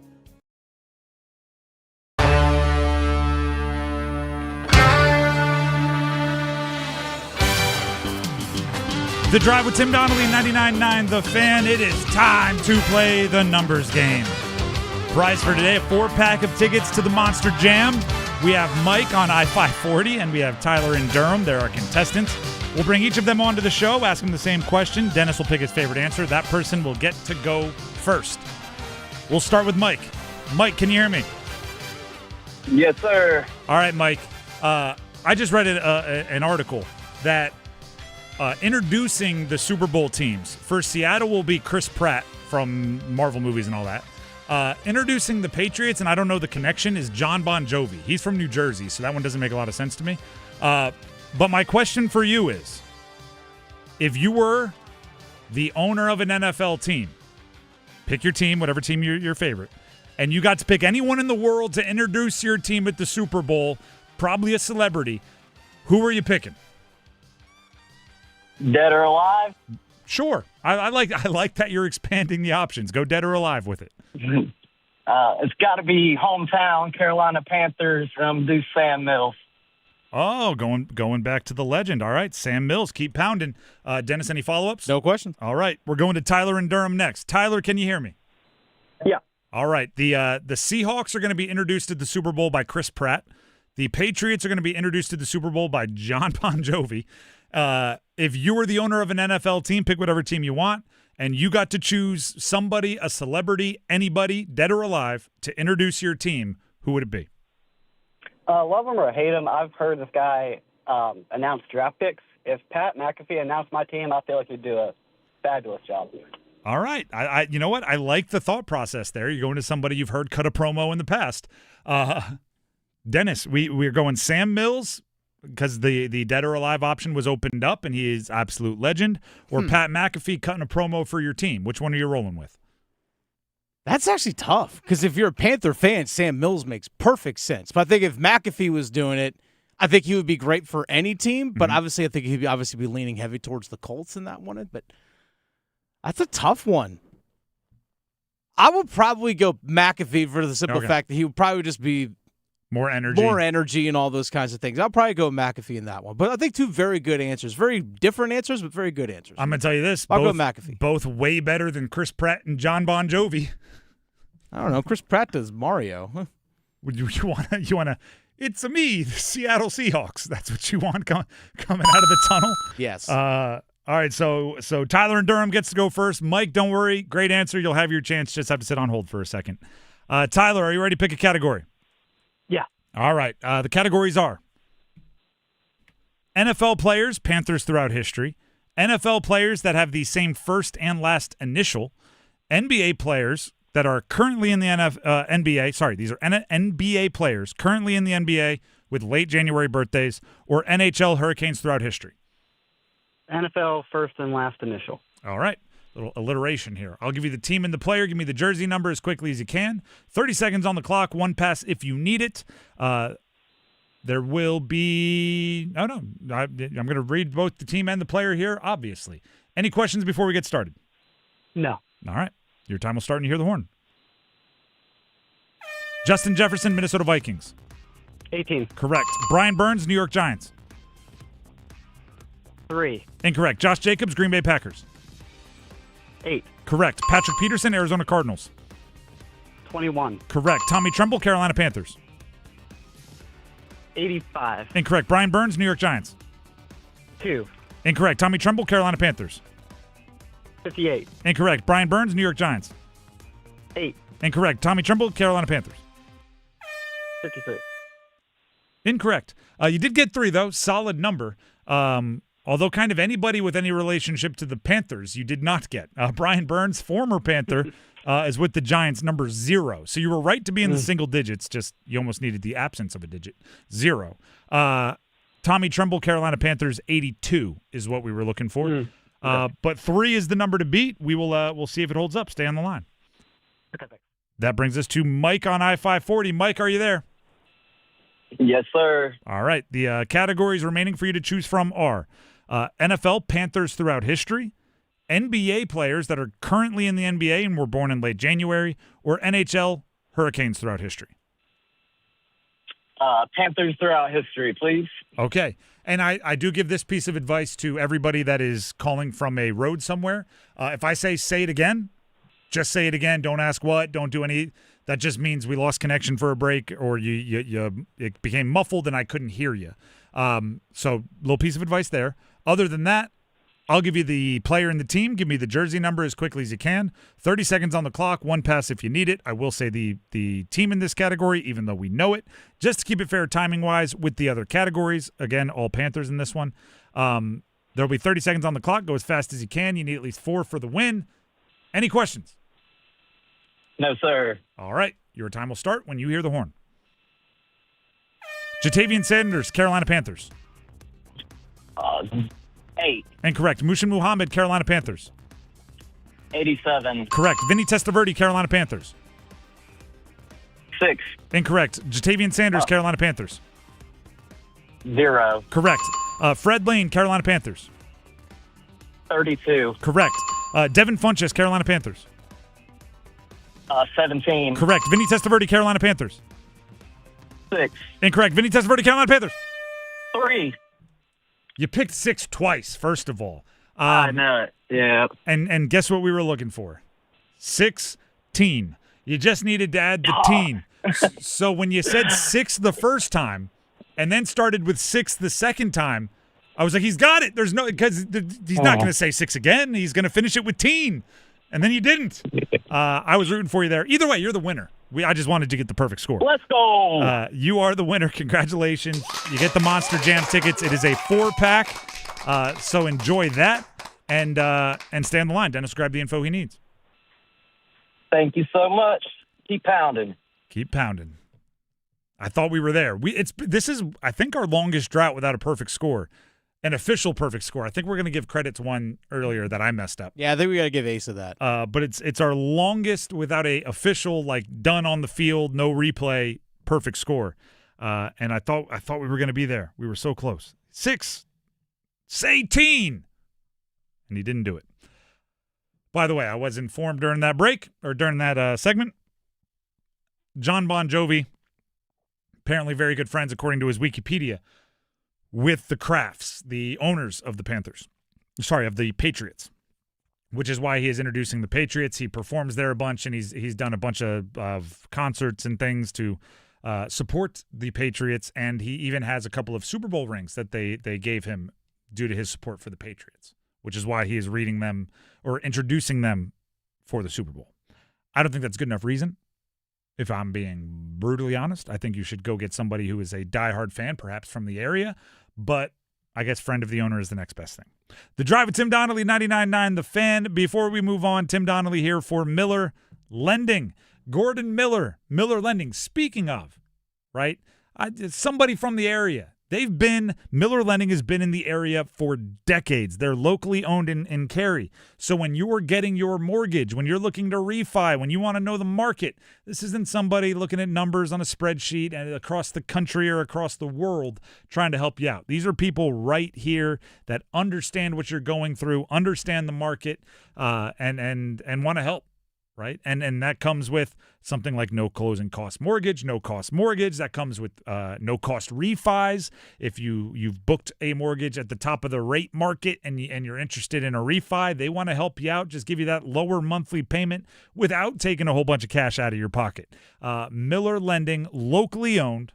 Right. I always makes me feel good. Right. When I'm talking with somebody on the phone, I know that they are in the area. Right. Locally owned in Cary. When you call a 919 number, they're in the 919 when calling Miller Lending.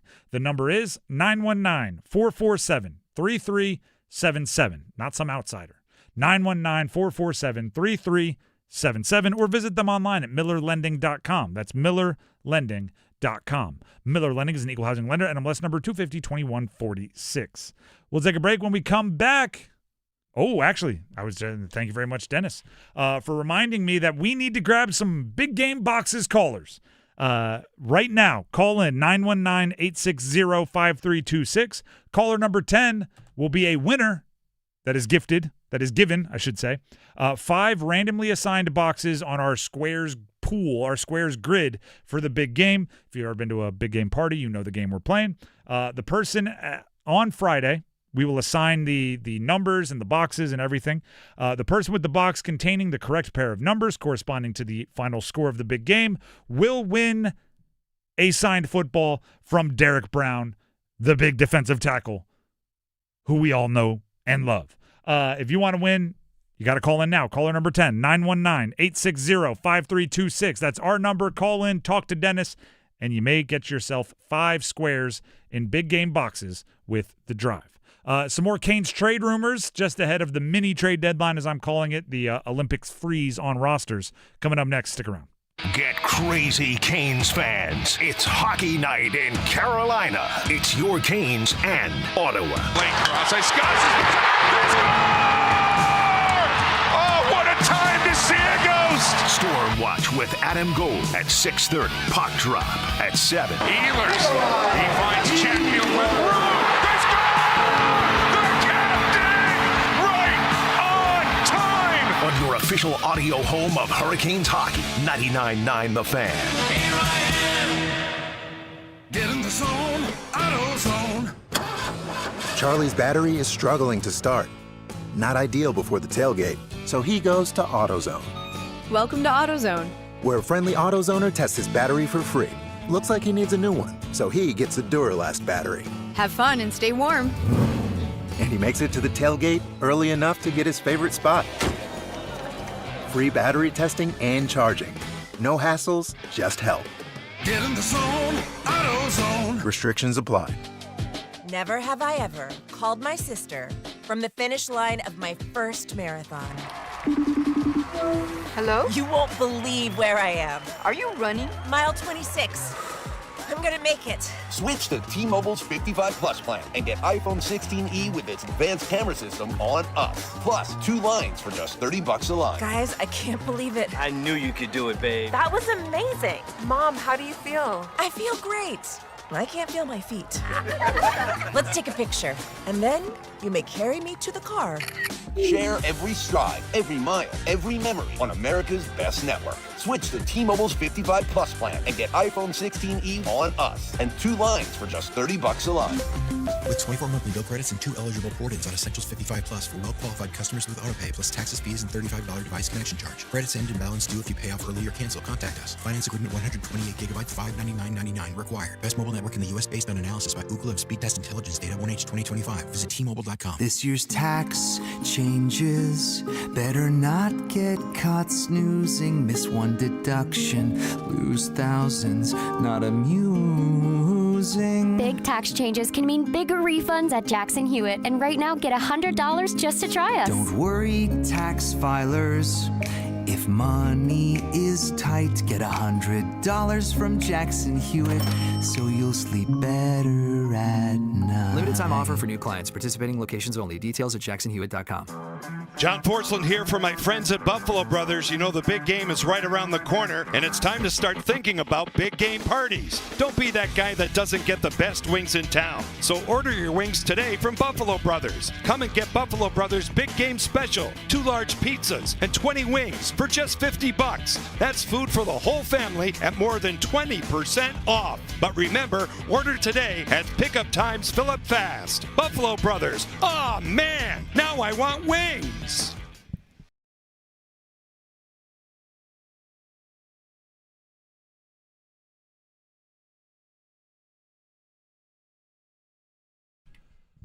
The Drive with Tim Donnelly, 99.9 The Fan. We are now creeping up on 21 hours until the NHL roster freeze going into the Olympics. And many think that's also acting as kind of a medium mini trade deadline. Which leads us to what I think is a kind of necessary conversation.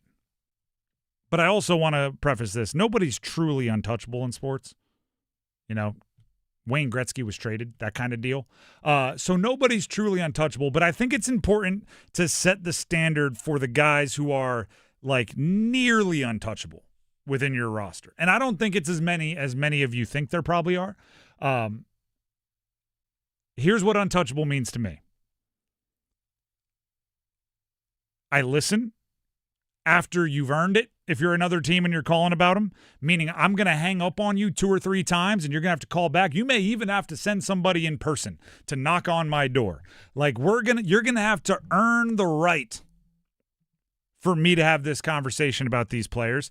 And if no trade happens, I will make it very clear that I will deny the existence of these conversations to my deathbed. Like, listen, yeah, all right, you want to talk about player XYZ? Okay. I've hung up on you 4 times. You've arrived at my door. You obviously are serious about this. You're going to offer me something over the top and exorbitant. But if we can't reach a middle ground, if this trade doesn't happen, I will never acknowledge that I ever entertained the possibility of trading this player to anybody. And if you leak it, I will say you are a liar. How many players like that are on the Canes? Because everyone has a number, but like, goodness, we're not doing this unless you're unbelievably serious. How many are there? I think here's my list, and this is my entirety of the list, and some of you are going to think I'm crazy. I don't think there's more than this. I'm open to being persuaded, but let's see. Aho, Jarvis, Slavin, Stahl. That's it. Now you may be saying, you're shopping Nikishin. No, I'm not shopping others. I'm just saying, like, hey, you call about Quinn Hughes. Okay, maybe. I'm not going to hang up on you right away if you lead with, hey, what's going on? It's about Quinn Hughes. Okay, all right. Well, let's talk. Like, as soon as you answer the phone, don't hang up. It's about Cale McCarr. Yeah, exactly. If like those, all right, go on. Those will. But if you say like, hey, I want to know what the ability of what's the availability of Slavin? Click. Call back. What's the availability of Slavin? Click. Knock on the door. What's the availability of Slavin? Slam the door. No, seriously, we're talking about McDavid. All right, fine. Like that's kind of how these are got to go. Other than those 4, I don't have any. And that's no disrespect to anyone else on the roster. That's part of what these guys have earned. What their contracts look like, and you know, captains are every team would probably put a captain there, especially one that's been around for a long time and hasn't just been by default given the C. So Stahl's there just because of what he means to the culture, and also he's scoring goals now. Yeah, there's that too. I don't know if the power play can survive without old Jordan Stahl right now. By the way, some of those guys you didn't mention, like a Svechnikov and like you said, Nikishin, Keontae Miller. You're not just gonna give those guys away for nothing. I'm like, hey, I'll just take your box of spare parts for this guy. No, I better get something back in return. There are, I would say, different categories. I'm not calling about any of the guys you mentioned and more. It's just I'm not being mean to the people that call if they say their names. I'm being wildly cautious and trepidatious.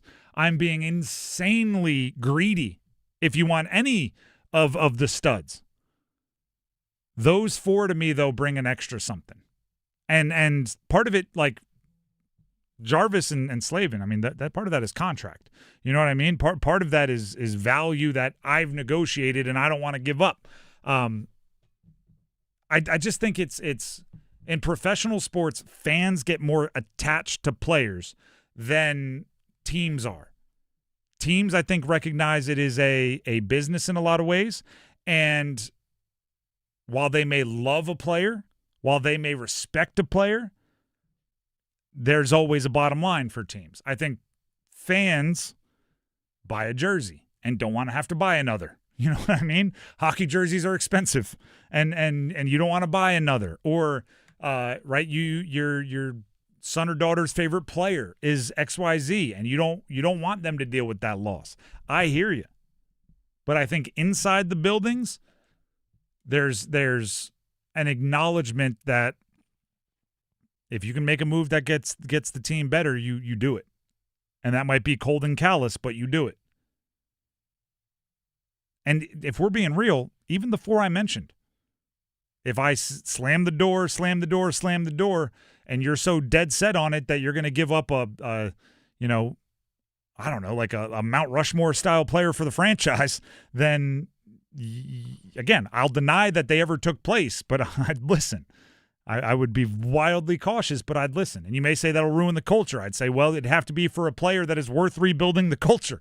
Like there's all of these things. And I think everybody's might be different, by the way. Right? There's some of you out there that maybe wouldn't put Stahl because of age and whatever. And there's some of you out there that maybe would put, a Svetch or would put somebody else. And I get that. I hear you. Some of you might put Martineau because you think he's the heartbeat of the franchise. I hear you. Some of you might put Nikishin because you think he's on his way to being one of the best defensemen of all time. I hear you. There's no wrong answer here. I just think that fans oftentimes have a list of like 10 guys that they think are untouchable. And I don't know if there's a franchise in any sport that has 10 guys that are untouchable, if we're being real, behind closed doors. What do you think of the list, Dennis? Aho, Jarvis, Slavin, Stahl. Yeah, that's pretty fair. Again, like I said, wouldn't give up some of these other guys for nothing. No, absolutely not. Not even for... Like, Svetch ain't giving up for parts. I'm not giving him up for a great offer. It's got to be a stupendous offer. Like, it's got to be better than that. So, there you go. And by the way, Aho, Jarvis, Slavin, Stahl, that's not necessarily in order. It just flowed. Aho, Jarvis, Slavin, Stahl was just... it Makes worked. sense. Let's quickly hear from Dennis. He's got some info for you, and then we're going to grab one more big game box. Caller number 10. That's right. Dennis Cox here real quick from my good friends over at Raleigh Weight Loss Center. We're already beyond a month into the new year. I know a lot of people that had that New Year's resolution in terms of losing weight. Well, you're probably already off of that resolution. You know why? Because you didn't have a plan to follow. And that's actually the thing I appreciated most about my venture and my time with Raleigh Weight Loss Center is the fact that there was a plan for me to follow and something for me to stick with. And that's the reason why I lost over 40 pounds, lost 42 pounds thanks to Raleigh Weight Loss Center, lost 15% of my body weight thanks to Raleigh Weight Loss Center and the program there, because it's a simple plan that you stick with and follow. And the people at Raleigh Weight Loss Center, they understand as well that you're not going to be perfect all the time. You're going to stumble. You're going to have your moments, and that is okay. That's all part of the plan of Raleigh Weight Loss Center. They understand that. We're all human.